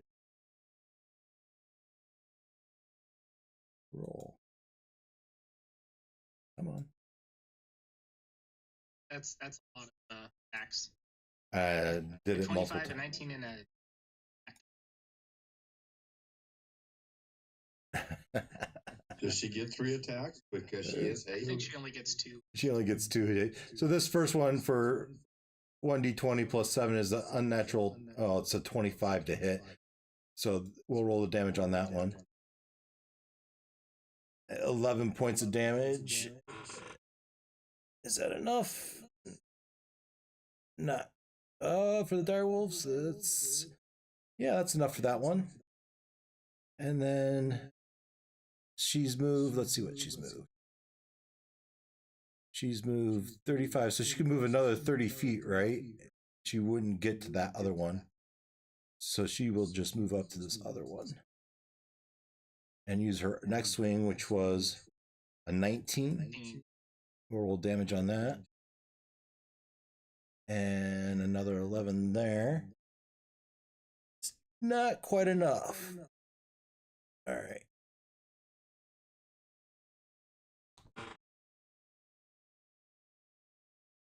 So this one is not there. Okay. Varinka. Measuring out. It's so hard to read with this white lettering. It is, isn't it? It's 118 where you are. That's your move and a dash, right? Right. I mean, maybe you put yourself right in the middle of that, and it would take an opportunity attack if it came through there. Yeah.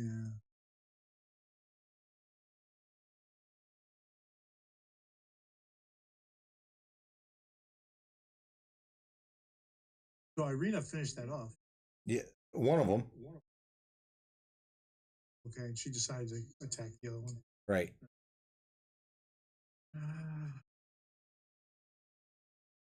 Yeah, I'll move and dash. So that's And you probably lose your echo. yeah. You put yourself right there in the middle of it. That's about right. Yeah. Okay. Okay. Bonus action. Actually, You used your bonus action to dash, didn't you? that was my action. Oh, right. Yeah. Yeah. Your hasted action.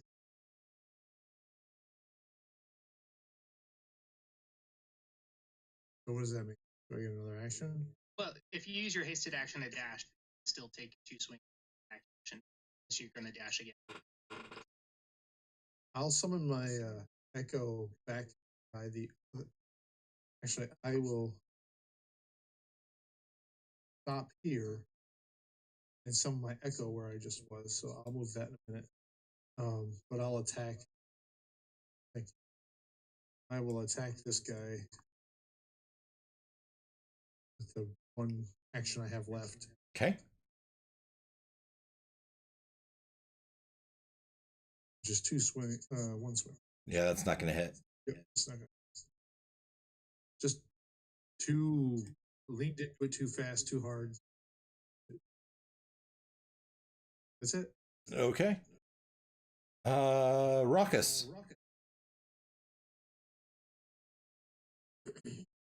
Okay, so Ruckus moves to here. And he's gonna puts his hands together and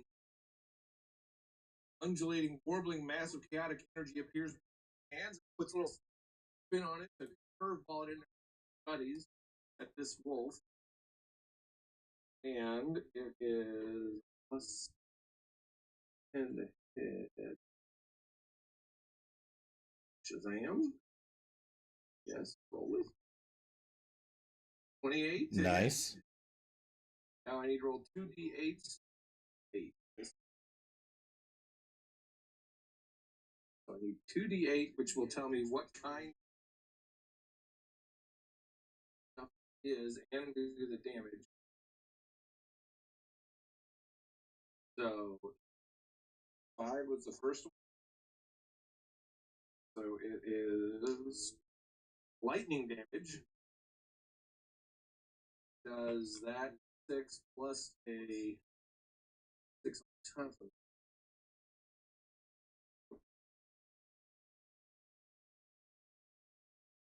Yeah, but still enough. 8 points of lightning damage. As the lightning streaks from your fingers and grasps the wolf, lifts it slightly off the ground and pounds it into the ground as it dies.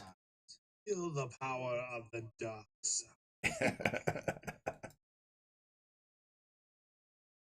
Okay. Okay. That's Ruckus. Olak. Okay. So this will take a little bit of positioning. I think I can do it. It's only like a 5-foot drop. That's right. Okay, I'm just gonna jump in and kind of work my way out. And then I think I can place myself in the line with my 3-foot movement. Okay. And I should be able to just kind of graze this guy and then have all these guys be in a nice straight line as well. My lightning. Been measuring it out and it seems possible. It's just actually get my in the right spot. So you want to hit those 3? Is that what you're going for? No, I'm Oh, these four? The four at the bottom, but I think I can. You get those four and this one? Yeah, that's my goal. They're all in kind of a straight line, and I think I can snake it by. Boy, they really are. I didn't notice them at first. I was going to the other two. I figured those two are closer. Go for it. I think that works. And I'm going to spend. I do. This thing has seven charges. And I think you used 2 or 3. I've used 2. Yeah. I'm trying to math. And we'll do 2. Wait. Oh wait, hold on. It's a 3rd level spell. Okay, I'll use 3 charges to do a 5th level casting of it. Wow. Okay. That's 43. Said charges. All right. So we're gonna start with the 4 wolves in the front. 1, 2, 3, 4. These are like popcorn. These are all +2. Ooh. So one rolled a 14, right? That's a miss. It's DC 15. All right. So that's a fail. And they all take how much? 3 lightning damage. 43? Mm-hmm. Yeah, it was 10d6. Yeah, you fried them all. Man, I thought they were out of there. All right, this is the one we care about, though. This is one you really care about, right here. Yeah, hopefully. All right. Well, hopefully, even 21 damage. Will Yeah, finish him off. It will, but let's just see.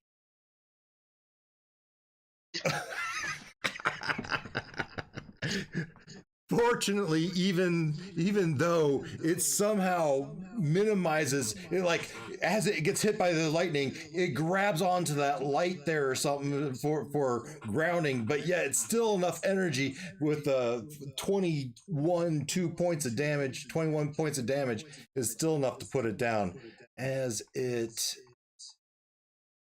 transforms back into a human.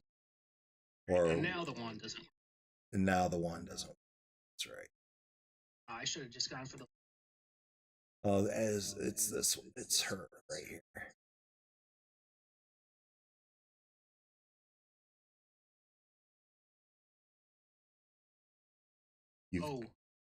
I should do one measurement.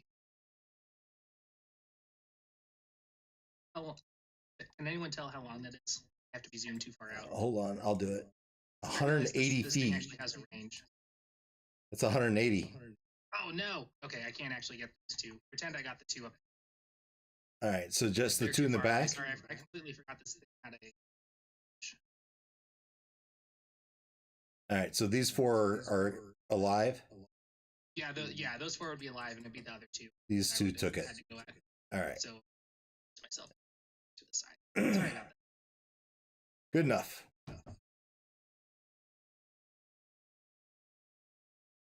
Yes, you have claimed your lightning bolt.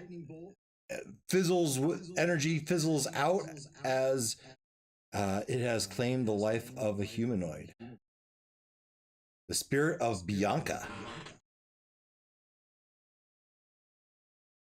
would make a nice name for something. Okay, feels like pretty. Name something Bianca. Huh? Doesn't someone name something Bianca in this game? I don't remember that.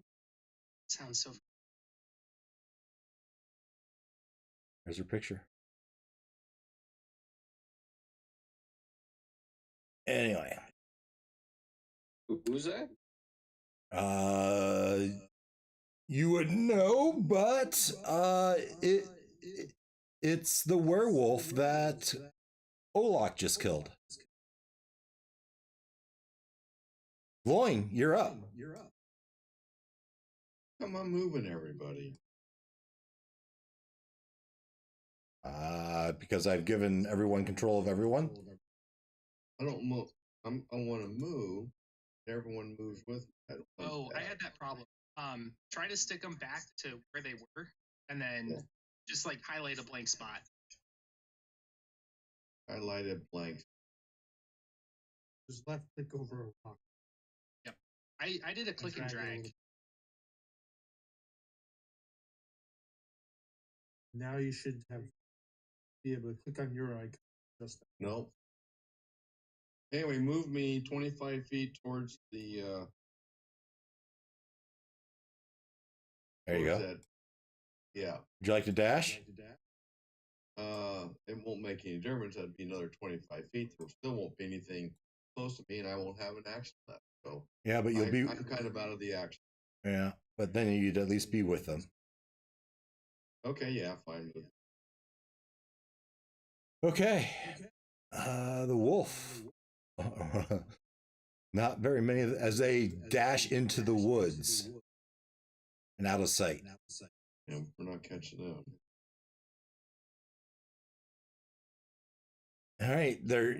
At least as far as you can tell, there are no more werewolves.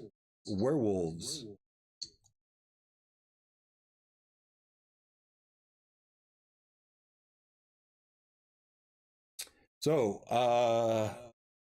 Katota, you finally come down from your levitation. You would be face to face with Bianca, who's breathing heavy and huffing. Oh yeah, so is Irina. Has like a rage in her eye, something you haven't seen before. The collapse from lack. Yeah, so Irina moves over the stairs and just sits down for a second, puts her hands in her face in her hands, and just a moment, guys. I gotta catch my breath as the haste wears off. Katota, you're feeling extra dexterous and tough right now. Take on the world.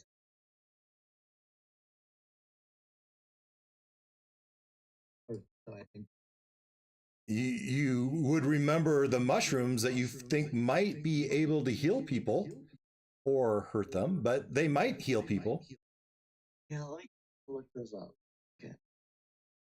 I don't remember what the number was. 51. Mushrooms sprout around you in a 5-foot radius. Oh, they vanish. Oh, have they? Okay. Anything you'd like to do on your turn?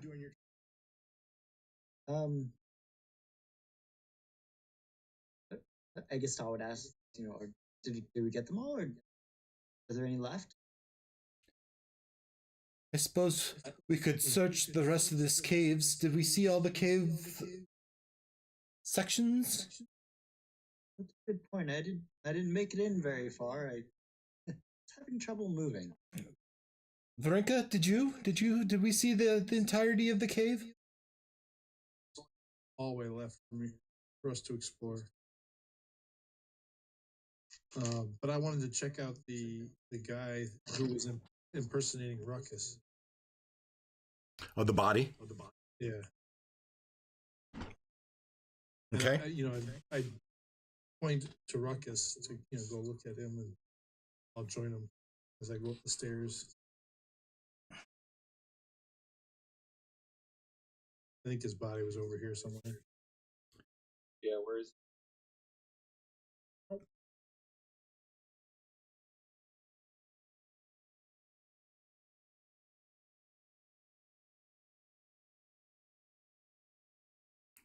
I will. So you go find his body.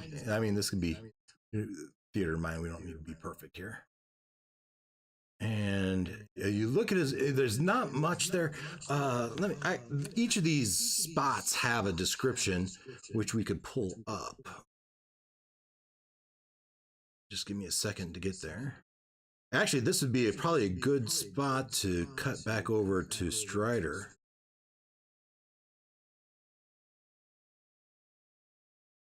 Let's do that. So,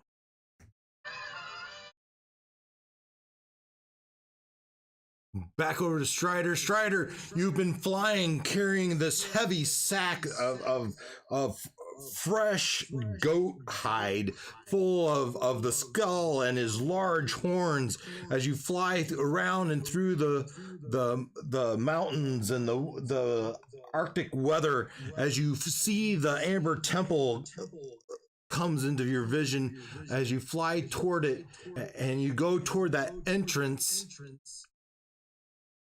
You want to describe it for me?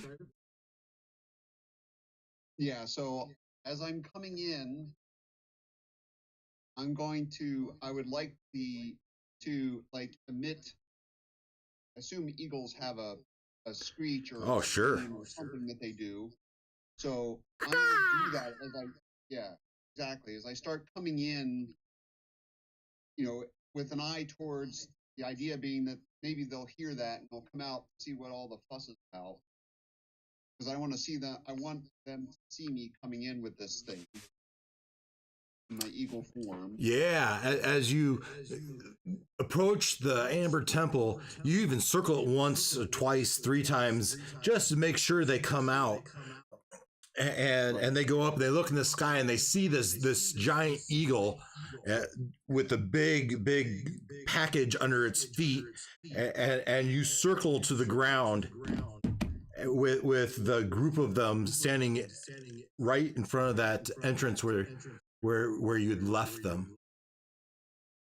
Right.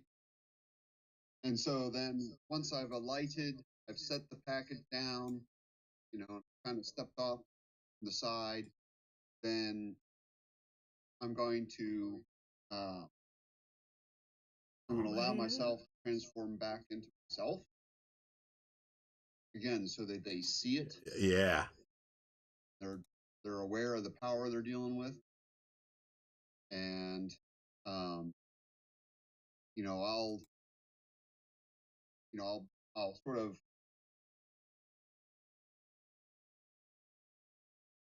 I'll have the spear out, kind of, again, not in an adversarial way, but sort of, having it, All right. brandished and pointing at the pile, to let them know I did that, and I'll say the name that they know, which is Sangzor. Point to the pile with my spear, say Sangzor. And you hear them saying, "Sorry," and they're looking at each other.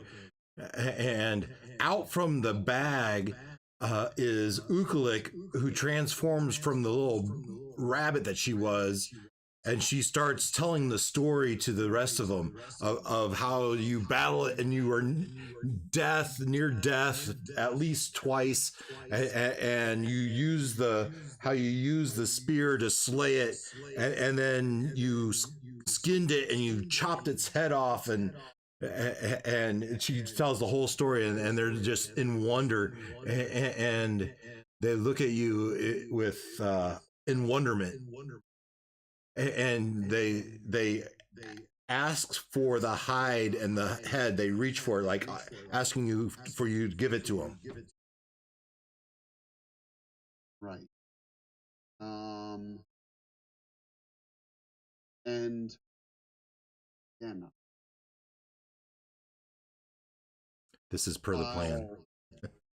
So I'll do my best to try to communicate by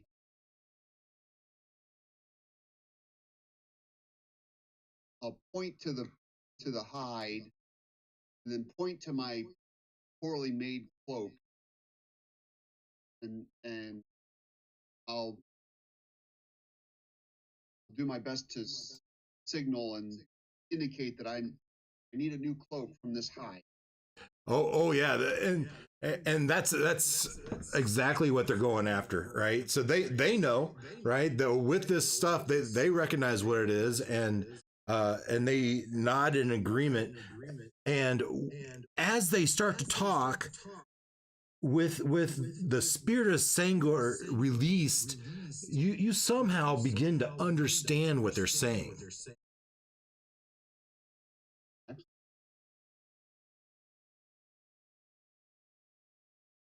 and it's choppy at first, but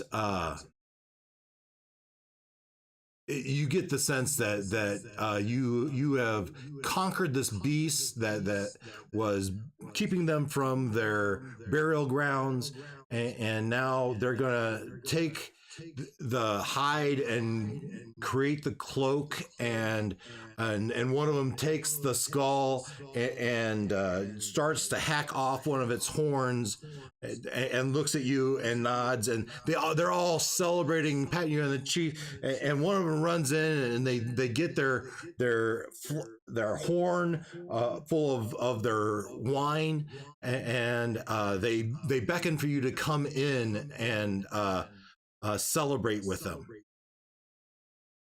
Okay, and I will do that. Yeah, and all the while, on your hip, taking your arm, is Ukalik.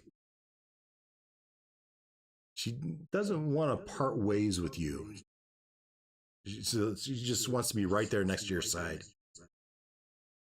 Okay with that. I was hoping you would be. All right, and I thought I had a icon for her, but apparently not. Okay. So that's kind of it. So from there, you're going to spend the rest of the day communing with them, and it's going to take them a full day to do what they need to do to the hide. A full day, overnight, right? And carve the trinket that they want to carve. And I assume you're going to stick around for that. Absolutely. And get a long rest, right? Yes. All right. So then the next time we pick up with you will be in the morning. Let's see what happens back at the Wolf Den. Back at the Wolf Den. As we go back to the Wolf Den. Where to go? There it is. Okay. Bianca goes and looks for the body of the man that was impersonating Ruckus. And what the first thing you see is a tattoo. And I don't know if you can see this as it looks like this. Can you see that on my screen? No, but I was incorrect. I said that was the guy that was. Oh, correct. This is the guy that was with the guy that was impersonating Ruckus. Yeah, I was wrong. So. I knew what you meant. So a gray, you know how tattoos are kind of that grayish green color, right? And this is on his left shoulder blade.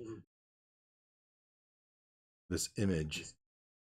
And I will put that in either, I'll send it to you if you can't see it. It's basically, I don't know how to describe it. There's a emblem in the middle, and it kind of has wings. I'll get it. Oh, maybe we could do it. Let's do this. Copy image. And here. Create entry. Tattoo. Create new journal entry. Paste.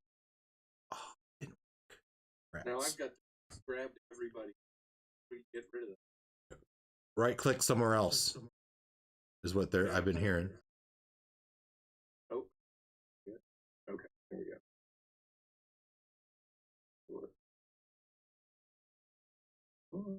There.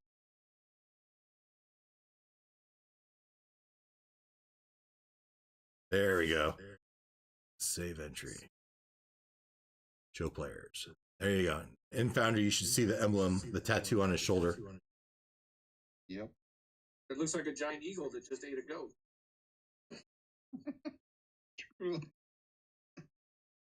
That looks like Castle Ravenloft. So we can go through the rooms and we can give you the descriptions if you want. So right here at 5 is the maze of torchlit tunnels. At the back of the cave where this guy was a curtain made of human skin. We already talked about that. We did not go through the curtain. Do. Yeah. And that curtain area, that's in room 6, right? Yeah, so we haven't gone down that. Do you want the group's going to do that? Definitely gonna say let's go. So Bianca says, "Hey, there's more to check out up here. Does everyone go with her?" Luck will eventually make his way there, but I'd like to go check out the lifted area to the right side before I make my way, because I've got the long way to go. So where those guards were standing? That yes, but I was specifically thinking. Oh, you're talking about back here by the pool. Yes. Gotcha. Let's see what it says about that. There's no numbers, I'm guessing. Well, it says 4A up there, doesn't it? Oh, I just can't. Oh, hey, what do you know? There are numbers there. Zoom too far out. All right, so underground spring. A gash in the rocky ceiling allows the gray light and the cold drizzle of the outdoors to seep into this dank torchlit cave, where an underground spring forms a pool of water roughly 40 feet across and 10 feet deep. A 5-foot high ledge to the north overlooks the pool. A similar ledge spans the eastern wall. A rough-hewn staircase leading up to it. A few crates sit atop the eastern ledge. Yeah, I would definitely take a few minutes to kind of investigate. Yeah, so you open up some of the boxes and they're full of clothes of all different sizes. Textiles. Adult-sized clothing is what it says. Okay? You don't need to move your characters if you just tell me where you want to go and where you want to look.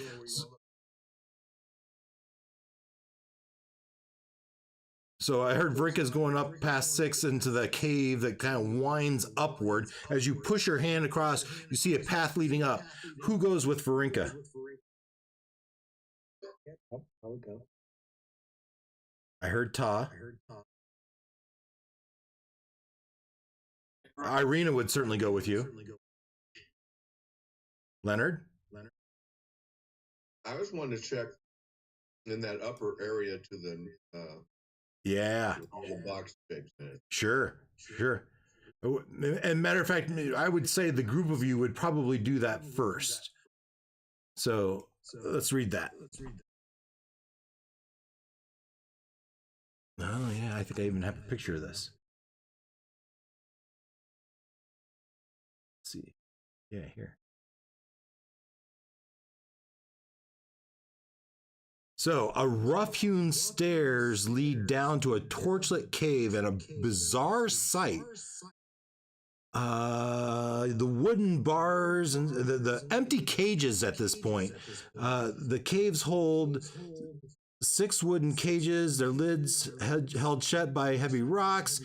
2 of the cages are empty, and each of the others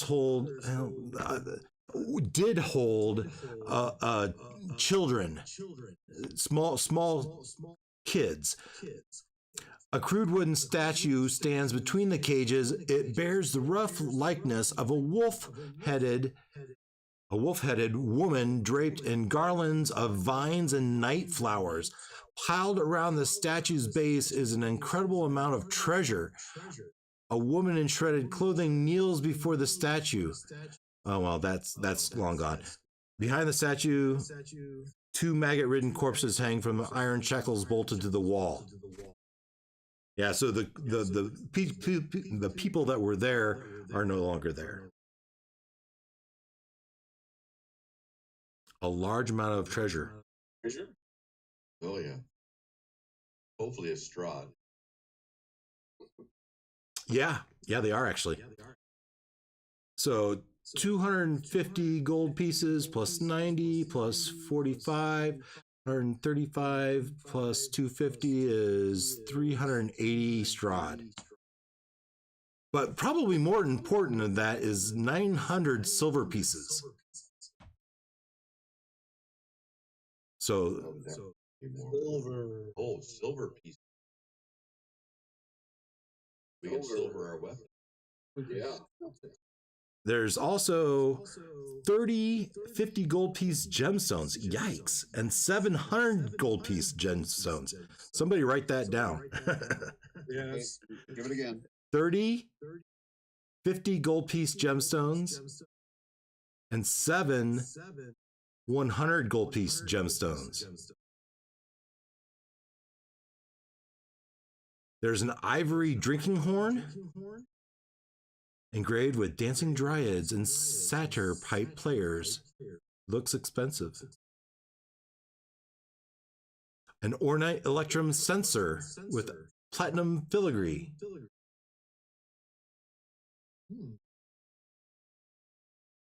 Marcus calls dibs on the drinking.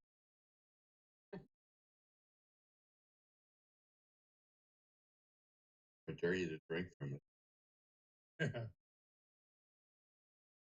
anything with you? You've got a flask. You're the purveyor of wines. I'm just wondering what happens if you drink from it. It might have magical quality.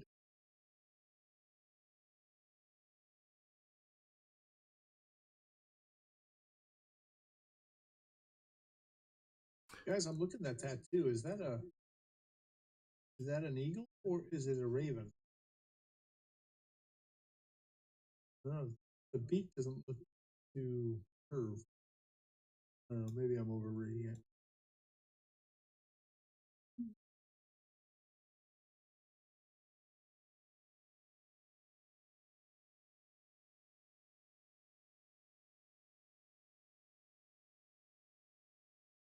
I just made it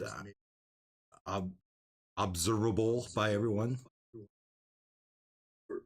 Just for the record, Tribe, did you get all that money and silver and stuff too? Yeah, so I've got the 380 Strahd, 900 silver pieces. Okay. Clear on the gems. Yeah, I need to clarify that. The 380 gold pieces, 90 of those gold pieces was actually 900 silver pieces. So 380 minus 90 is what, 270? 270 gold pieces and 900 silver pieces. Okay. I got the gems spelled out. Got an ivory drinking horn, grave satyrs, and then the last thing was a little tough. An electrum censer with platinum filigree. Right. Correct. And I guess I got it.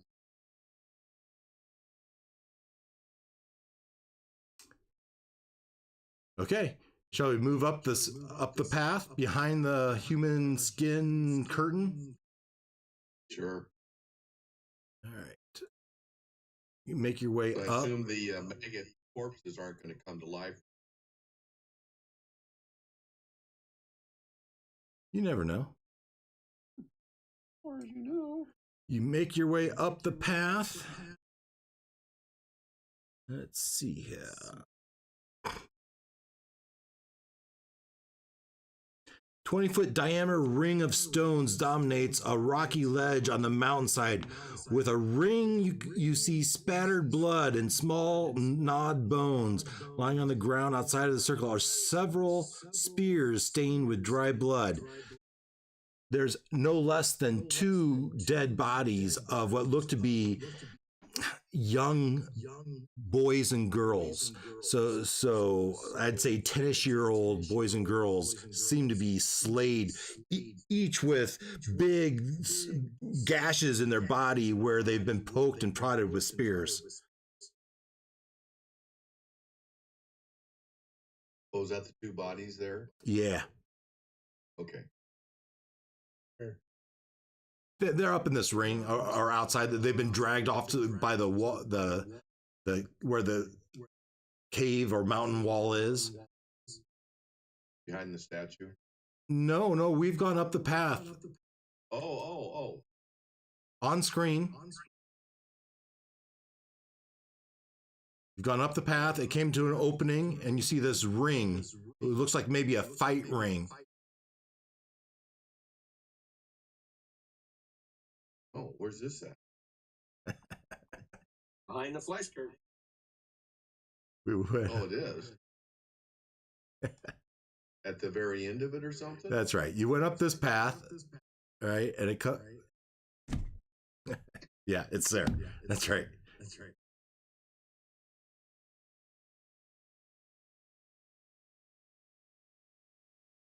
All right. I don't know that it matters, guys.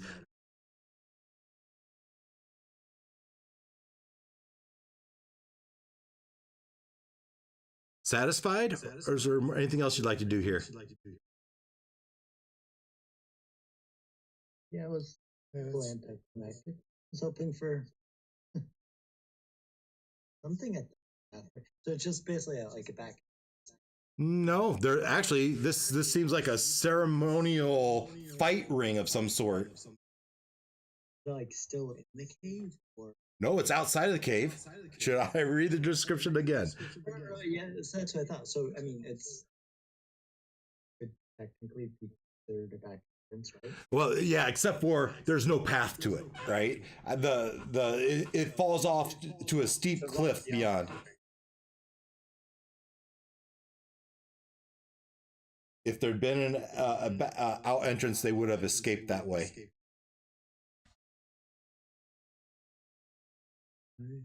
Oh yeah, that's what it showed you. Is 100 feet down. Or is it? Yes. Yes. Yeah. It's steep. It's But even if we had tried, of course, werewolves wouldn't have talked. no, they weren't going to tell you about that. What's the first rule about the fight? Exactly.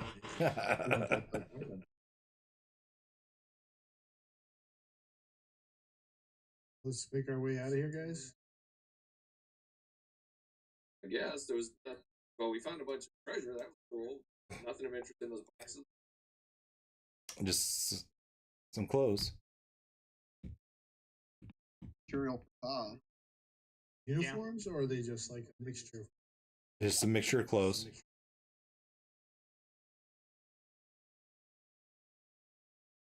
So searching the bodies, do we find anything interesting weapon-wise?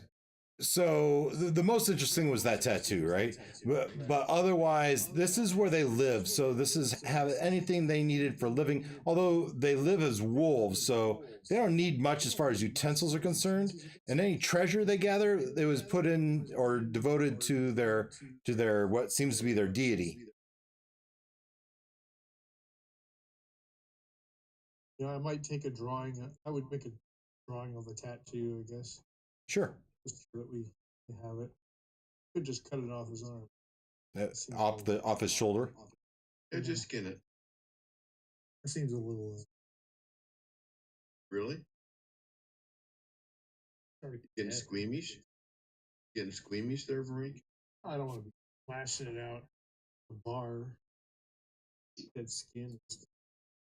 No different than saving, cutting off ears and for your trophy.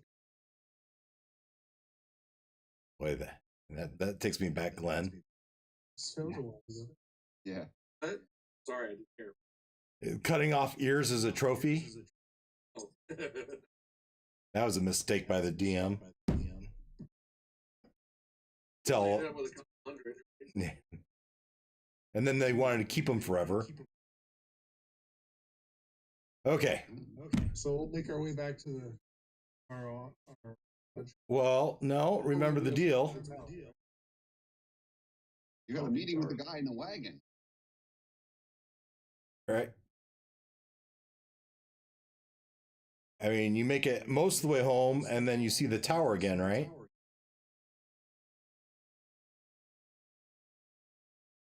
So I guess the question is, do you go to the tower or do you go back to the lodge?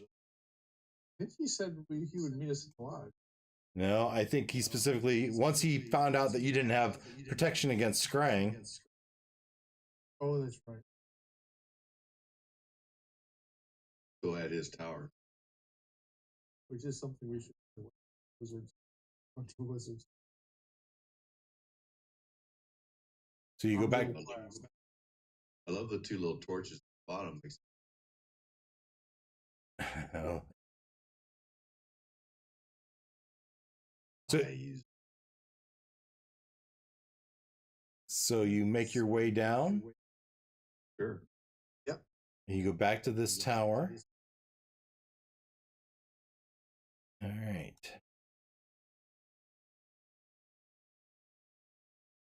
And you knock on the door.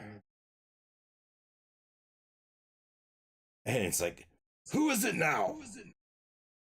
Ah, Ezmerelda, you're so exasperating.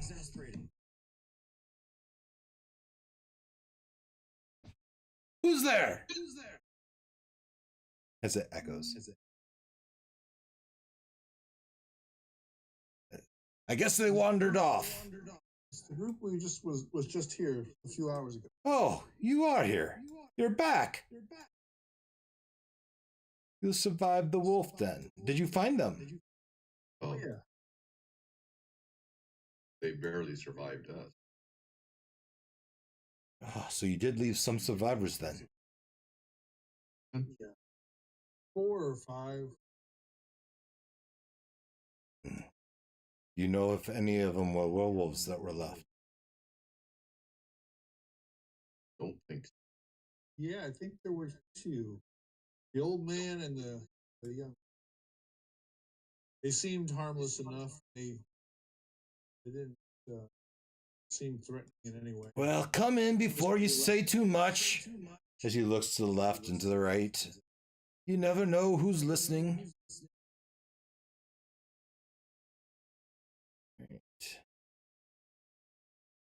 Ooh, as you flip around. Sorry.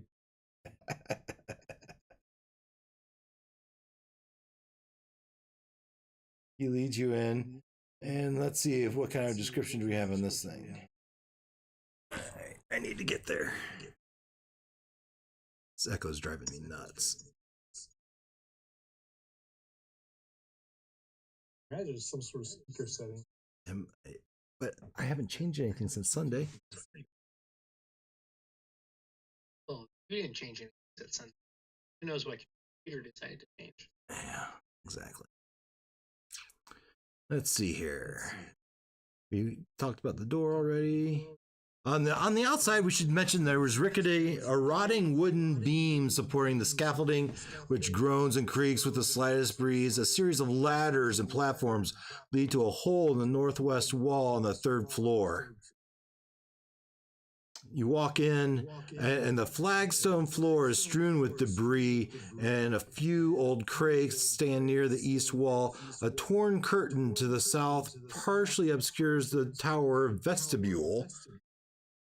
A 5-foot square indentation in the center of the floor contains 4 pulleys attached to taut iron chains that stretch up through a similarly sized hole in the rotted wooden ceiling. Standing next to the chains are 4 tall clay statues. These 4 statues look like humanoids. And so Rictavio comes in and this is where I put it. As you come through, the large cat roars.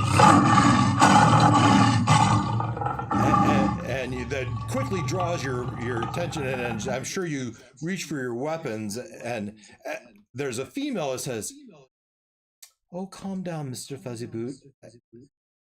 If they were trouble, I'm sure Rictavio wouldn't have invited them in."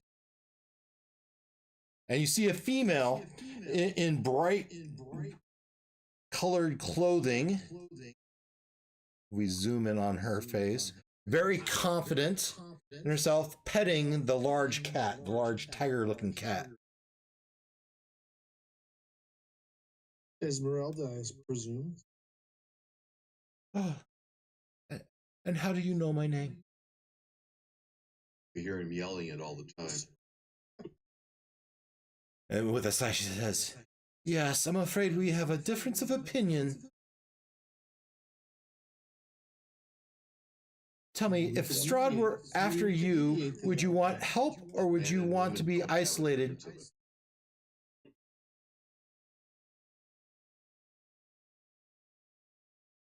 I don't think you heard me. Go ahead. If Strahd were after you, would you want help? Or would you want to be on your own to not implicate anyone else? Help. Of course. You see, Rictavio, of course you would want help. Depends on the help, of course. And he just raised a hand and says, "Whoa. It would be certain death to you all. You should leave before he comes looking for me." Pretty sure he's come looking for us, so. Yeah. Why would he be looking for you? Well, where do we begin? We're protecting the Raven. What are those? What are their names again? Keeper. Articles. We're We've trying got to. his bride. We've got all the artifacts to destroy him. Say what? Should we have not What? told him Peter that? says what? Artifacts? What kind of artifacts do you have? You have weapons against the Strahd? Mind you, don't go talking to strangers about. All right. Tell me. What kind of artifact could aid in a battle against Strahd? Perhaps you should be telling me what you know. Well, we're going to tell you what we. It looks like you need our help more than we need. So let's start with you being honest with us, and then we'll be honest with I'm not keeping any secrets. What do you want to know? you. Strahd after you. Yeah. Sigh. And he walks over to the golem and puts his hand on his shoulder and looks down. Says,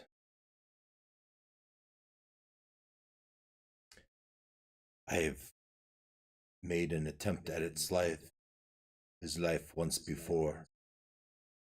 And I thought I'd claimed it, by damn it," as he looks at Ezmerelda. And Ezmerelda says, "But alas, you didn't, did you?" And he sighs and says, "No, apparently not. He's not so easy to kill, I tell you."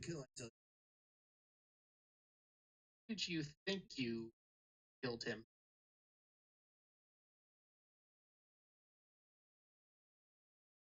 I took my silvered sword and I plunged it deep in his heart. And he laid there, not breathing. I went so far as to chop his head off, even. I thought the deed was done. So I ran.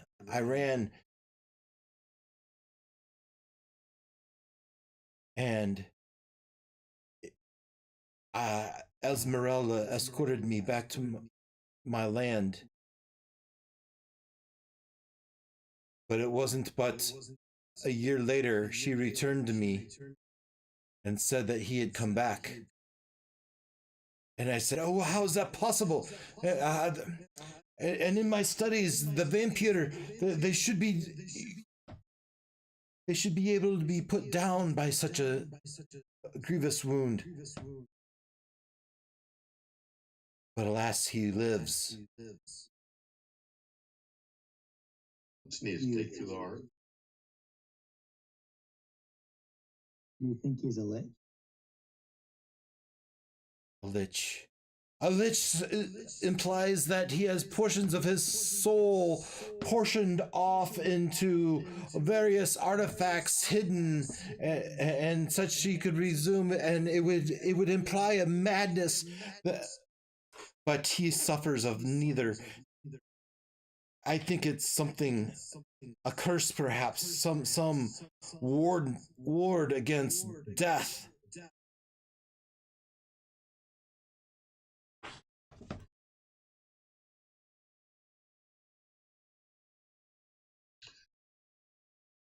Yeah, we think it's tied to something to do with his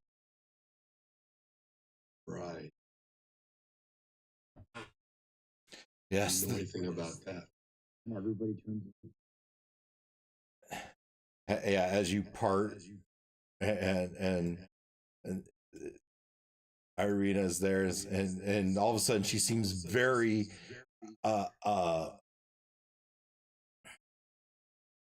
apparent, visible, seems very visible to Recto as she looks over and looks at you. Oh, I'm sorry, I grabbed the wrong one. Irina was in the front anyway. And she looks at him. He looks at her and says, "You are the spitting image of the paintings on his walls. Tell me, what do they call you?" And Irina says, "I am Irina Kalyana, son of the burgomaster of, daughter of the burgomaster of the village of Barovia." And he says, "I have no doubt that he would be interested in you. I suppose you are this era's reincarnation of Tatiana. Perhaps this is the omen we've been needing. Ezmerelda, this could be it. This could be the very thing that would bring Strahd's curse to an end and end him once and for all." And Iris says, "Yes, yes, that is what we must do."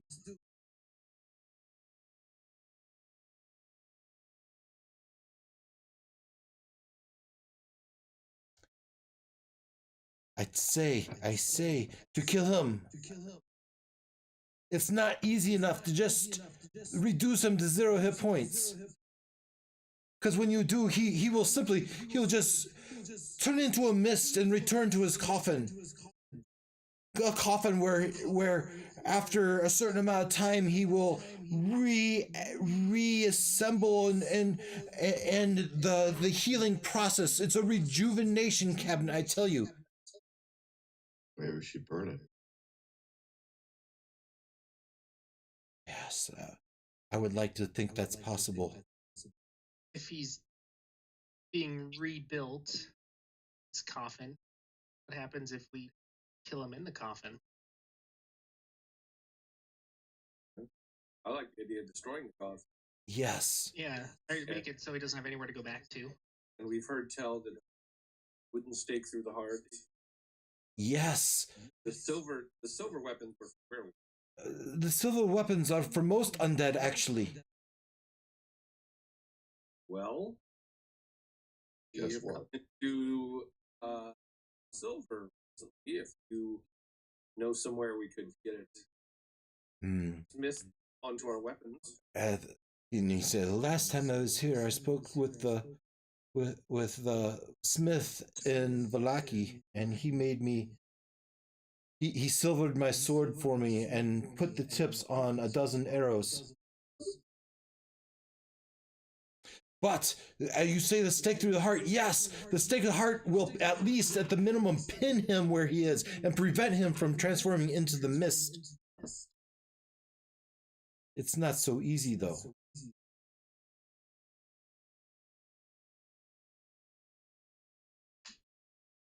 The next time I was to do it, I was going to sever that head again, but this time submerge his body in holy water.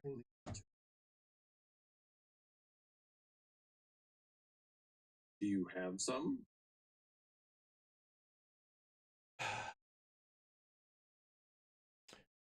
And if he doesn't, can't our cleric make holy water? Is that one of the things you can do? I have not come to that point where it was time for me to gather holy water. I would speak to the clergy of Vallaki to see if he would create the holy water for me. And as you know, it would need to be under the radar. Yeah, not the right word, right? Secretive. As we would not want the word to gather that we've amassed large quantities of holy water.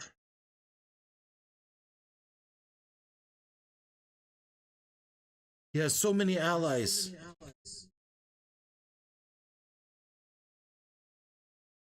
Between the wolves and the dire wolves and the werewolves, not to mention all the undead, ghosts, ghouls, zombies.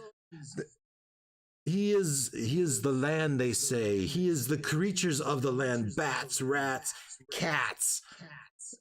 But really, I suppose any creature. Witches, the druids and wildlings and Vistani are all agents of Strahd. And if all goes well, hopefully they. Why would the druids not do his bidding? He is the most powerful Strahd, the lord of the land. Stryder told us that, right? Not just making that up. He looks at you with curiosity. Well, this is Ken thinking back Yeah. to conversations. Yeah. Stryder did. He said Stryder believed when he left that he was on a quest to free the druids from the control of Strahd, but Rictavio doesn't know that. Yeah, so one of our party has gone off to potentially be them. From his that makes no sense to me. It's hard to believe. You have to understand. Yeah, and I mean, he hasn't come back, which is not a good sign, so. But you didn't expect him this fast anyway. What time is it? It's 4 p.m. on that 10th day. The same day he left. Gotcha.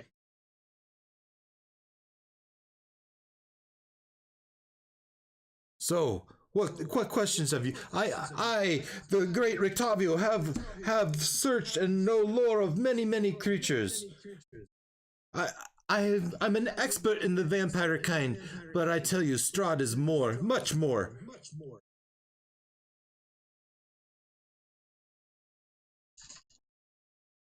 Well, if we get our weapons silvered and actually decide to mount offensive on him, would you want to help us? And with a sigh, he says, "It's a fool's errand, but we must. Tell me, I've told you my truth? What is this artifact that you have? You have some weapon against the Strahd."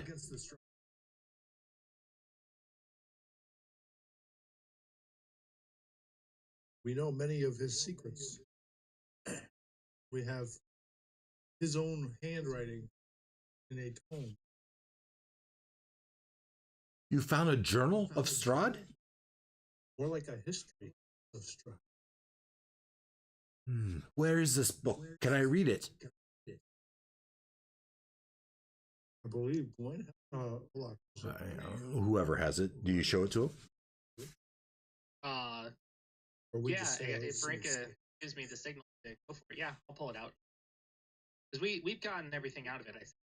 He pushes through you to this crate. I will look around at everybody to see if they all agree.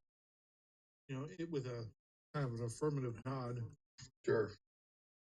Yeah, Maybe somebody doesn't believe his story.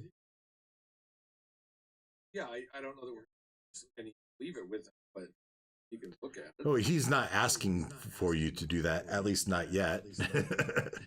So who has the book? I do. All right. So I'll tell you how to give it to him. Well, no one's told me not to. He brushes the debris off the top of this crate to give it space for you to lay it out.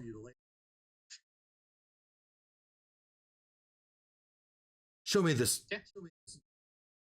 You pull it out and you flip it open and he starts, "Oh my God. Where in the nine hells did you find this? Hole number 7. 7A. 7A. 7A on the left. I'm sure I don't understand. He flips it through and he says, these stories, it fills so many holes. And he flips forward. Ah, Tatiana threw herself off the ledge on her very own wedding day. Flips forward. Oh, here it tells of how he made a deal with Vampire to gain the power. It flips and the curse. Here it tells of the curse. And he flips through. And then he turns to the back cover and he says, oh my God, this is the blueprints of the whole castle. Yeah, old blueprints. I hope they're still good. Well, I can tell you from my experience, this is right, and this is right, and this is right. That's good. But I suppose the finer details you never know. Looking at this book, it is aged, isn't it? So this gives us great information, but it doesn't really give us any power against Strahd.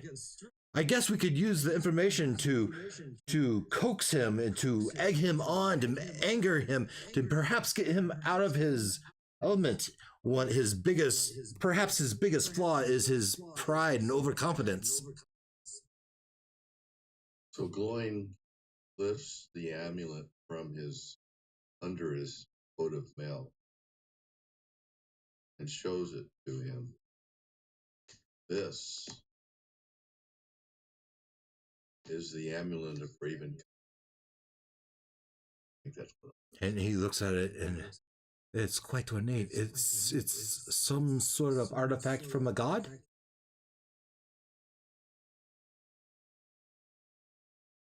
Yeah, And with that, you see him do a little oogly boogie as he casts detect magic. Oh, it shines of magic. the holy symbol of Raven. It reminds me of the one movie where all the guys are in the pool, right? And it says if you pee in the pool, it's going to make that dark purple stain around you, right? As he detects magic, and you all light up with magic. And he goes, "Oh, you are all so well equipped." You've been preparing. Yeah, I get.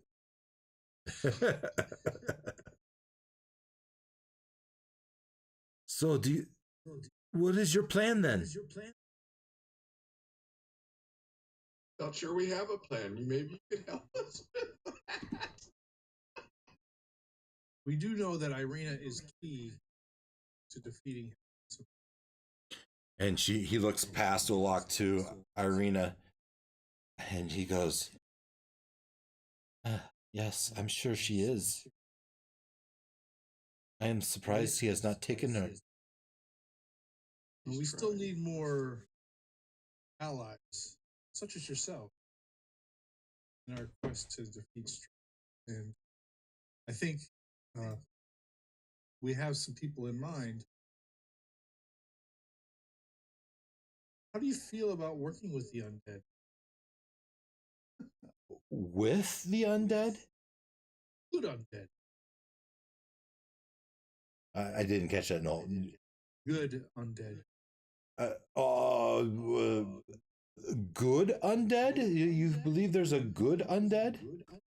Full paladins who have been trapped in Barovia for hundreds of years. Let's see. My experience with the undead is that there's usually some barrier for them crossing over that once that barrier has been overcome, their purpose for being on this plane of existence is resolved, and they are able to pass to the next realm of being. Well, that's our hope as well.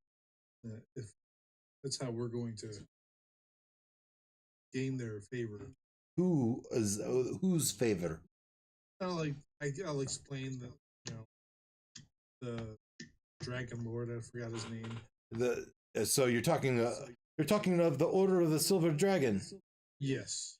The Silver Dragon's been dead for ages. That was. But unfortunately, his paladins are trapped.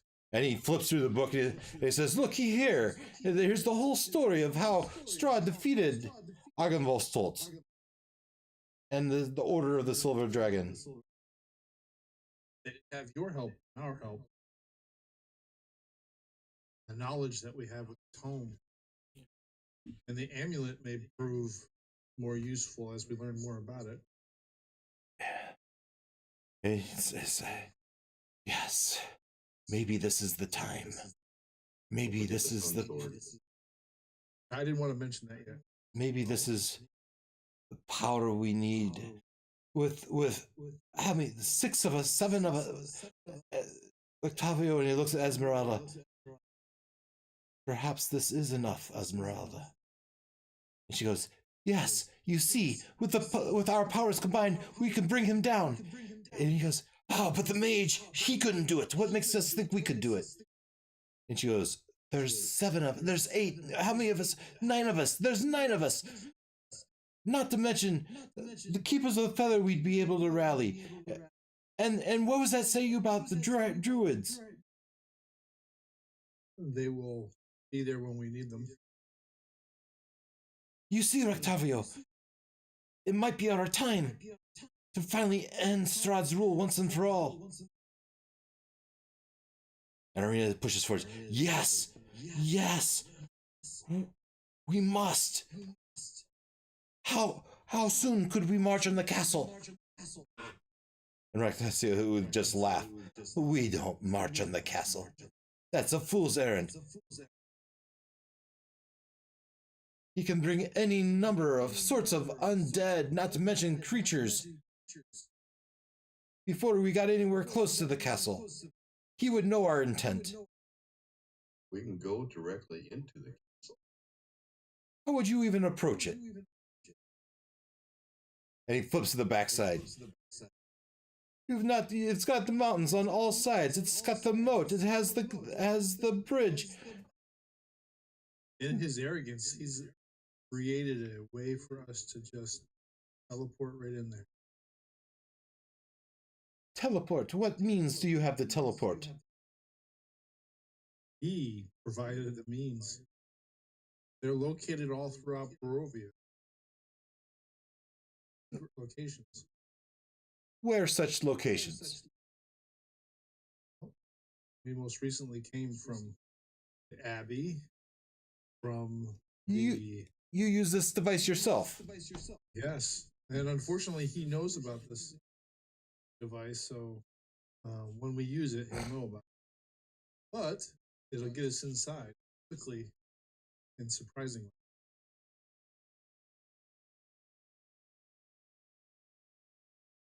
Well, what other assets do we have?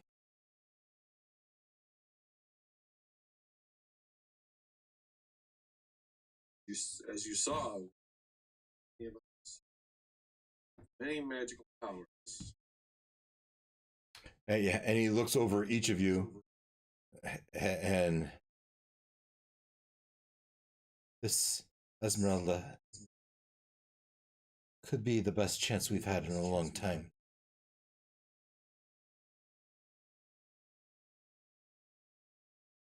Ezmerelda looks at the cat and says, "What do you think, Mr. Fuzzyboots?"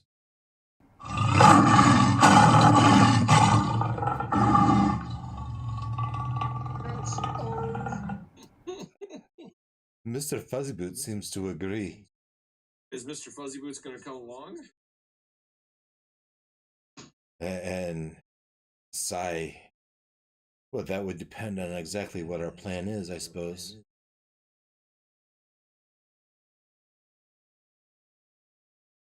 He's a great and powerful creature, but I don't know how well he would do inside of Ravenloft.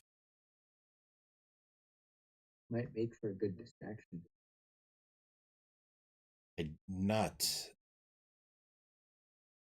comfortable sacrificing Mr. Fuzzyboots' life.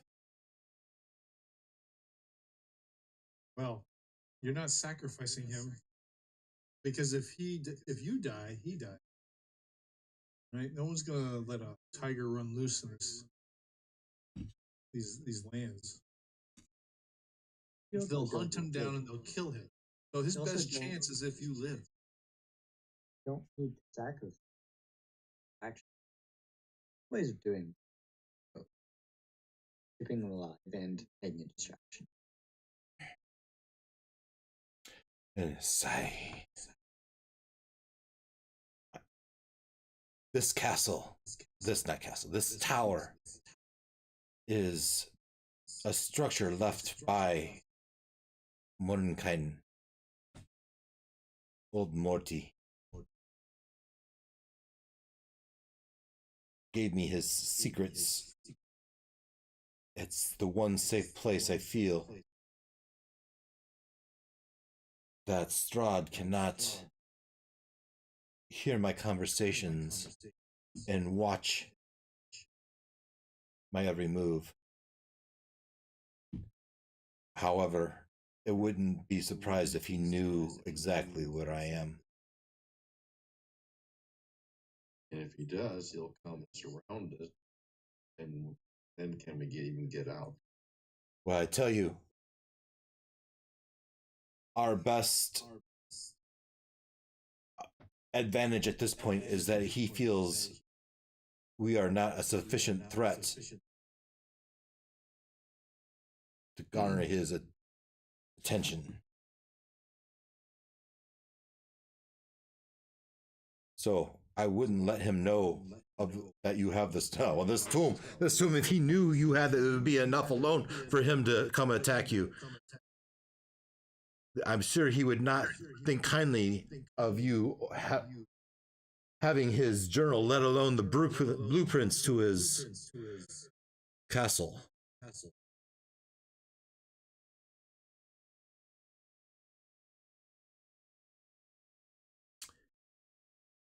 So Rictavio, are you on board with us?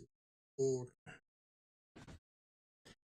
he looks over to Ezmerelda, and he looks over back at you, and with a big smile. Yes, the time has come. The time is now. well, if everyone agrees, I'll look at everybody as I say this. I will send a messenger bird to you in 3 days. Spend the next 3 days well and make peace with your lives. And this messenger will bring tidings of what our plan is, and will bring you to us. Ezmerelda. Everybody agree with that? Good day to die. 3 days. Ezmerelda, do you think that's enough time to organize our supporters? Because I will go to the Blue Water Inn and start conversations.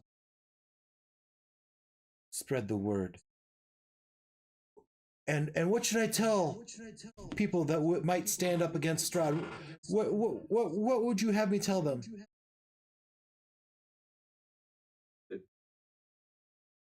Not the details. We have a No, whole, just that you have a chance to free this land from this What? darkness, this fog, this fear that's always Yes, they'll be very excited, but what would be their call to arms? How would they know to march on the castle, to activate? Screech of a giant eagle. There's a giant eagle over the lake every day, every week. Okay.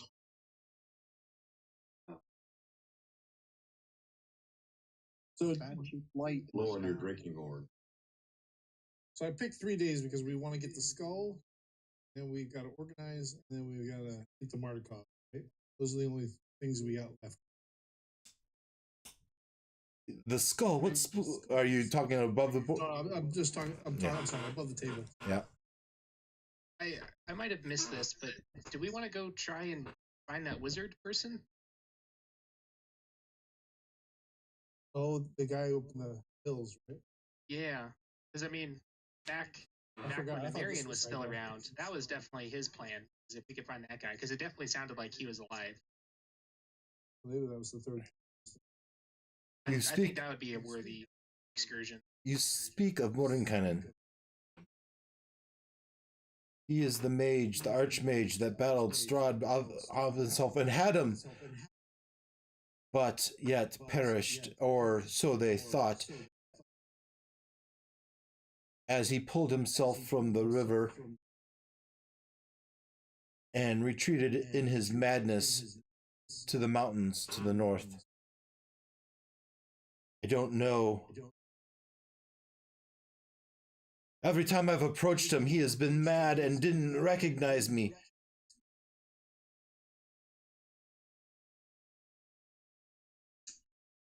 If there were some way to end his madness, perhaps.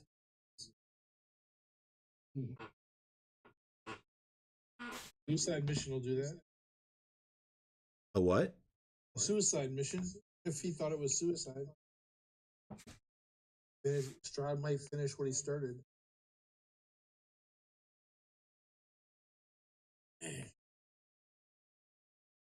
And if we can't do this in 3 days for some reason, I just send a messenger saying, "Hey, we need another couple days." So we just tell people to be ready to march on the castle at dawn on the third day. Like that. Meet in Valaki is what I was thinking. I think it was, or Oh, okay. Kresk. Kresk is where the abbey is. Wherever the abbey is. Yes, Because that'll Abbey's- go away, The abbey, the Abbottstein is in league with Strahd. I think he's more of a neutral party. He's scared of Strahd, like he should be. How do you know he's in league per se? He was creating an abomination as a gift to Strahd. It makes Strahd happy and less mean to his people. Is he doing a worse evil or a better evil? Yeah, like all of us, I suppose. Lesser evil. That's what I'm saying.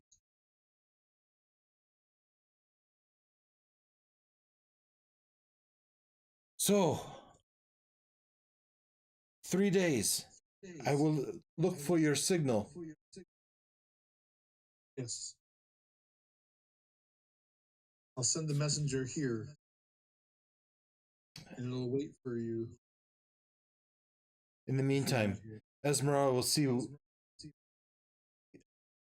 start spreading the word that an opportunity might be imminent.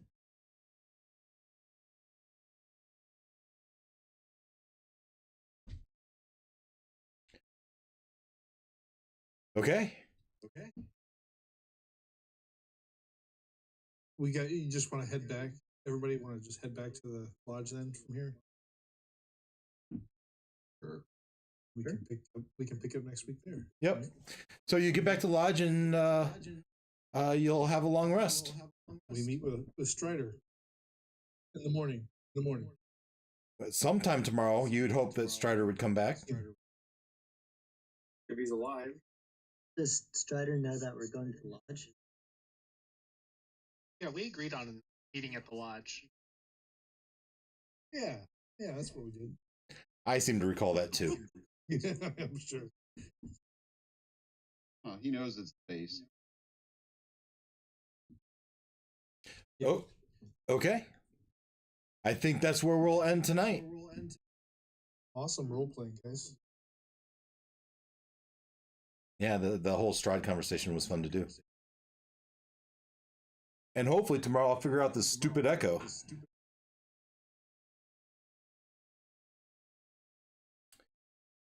All right, guys. And next week we'll be in person to the extent that we can.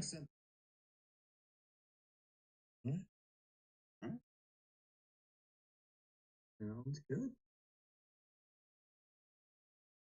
All right, guys. Have a good night. Good Okay. night. Night. Thanks.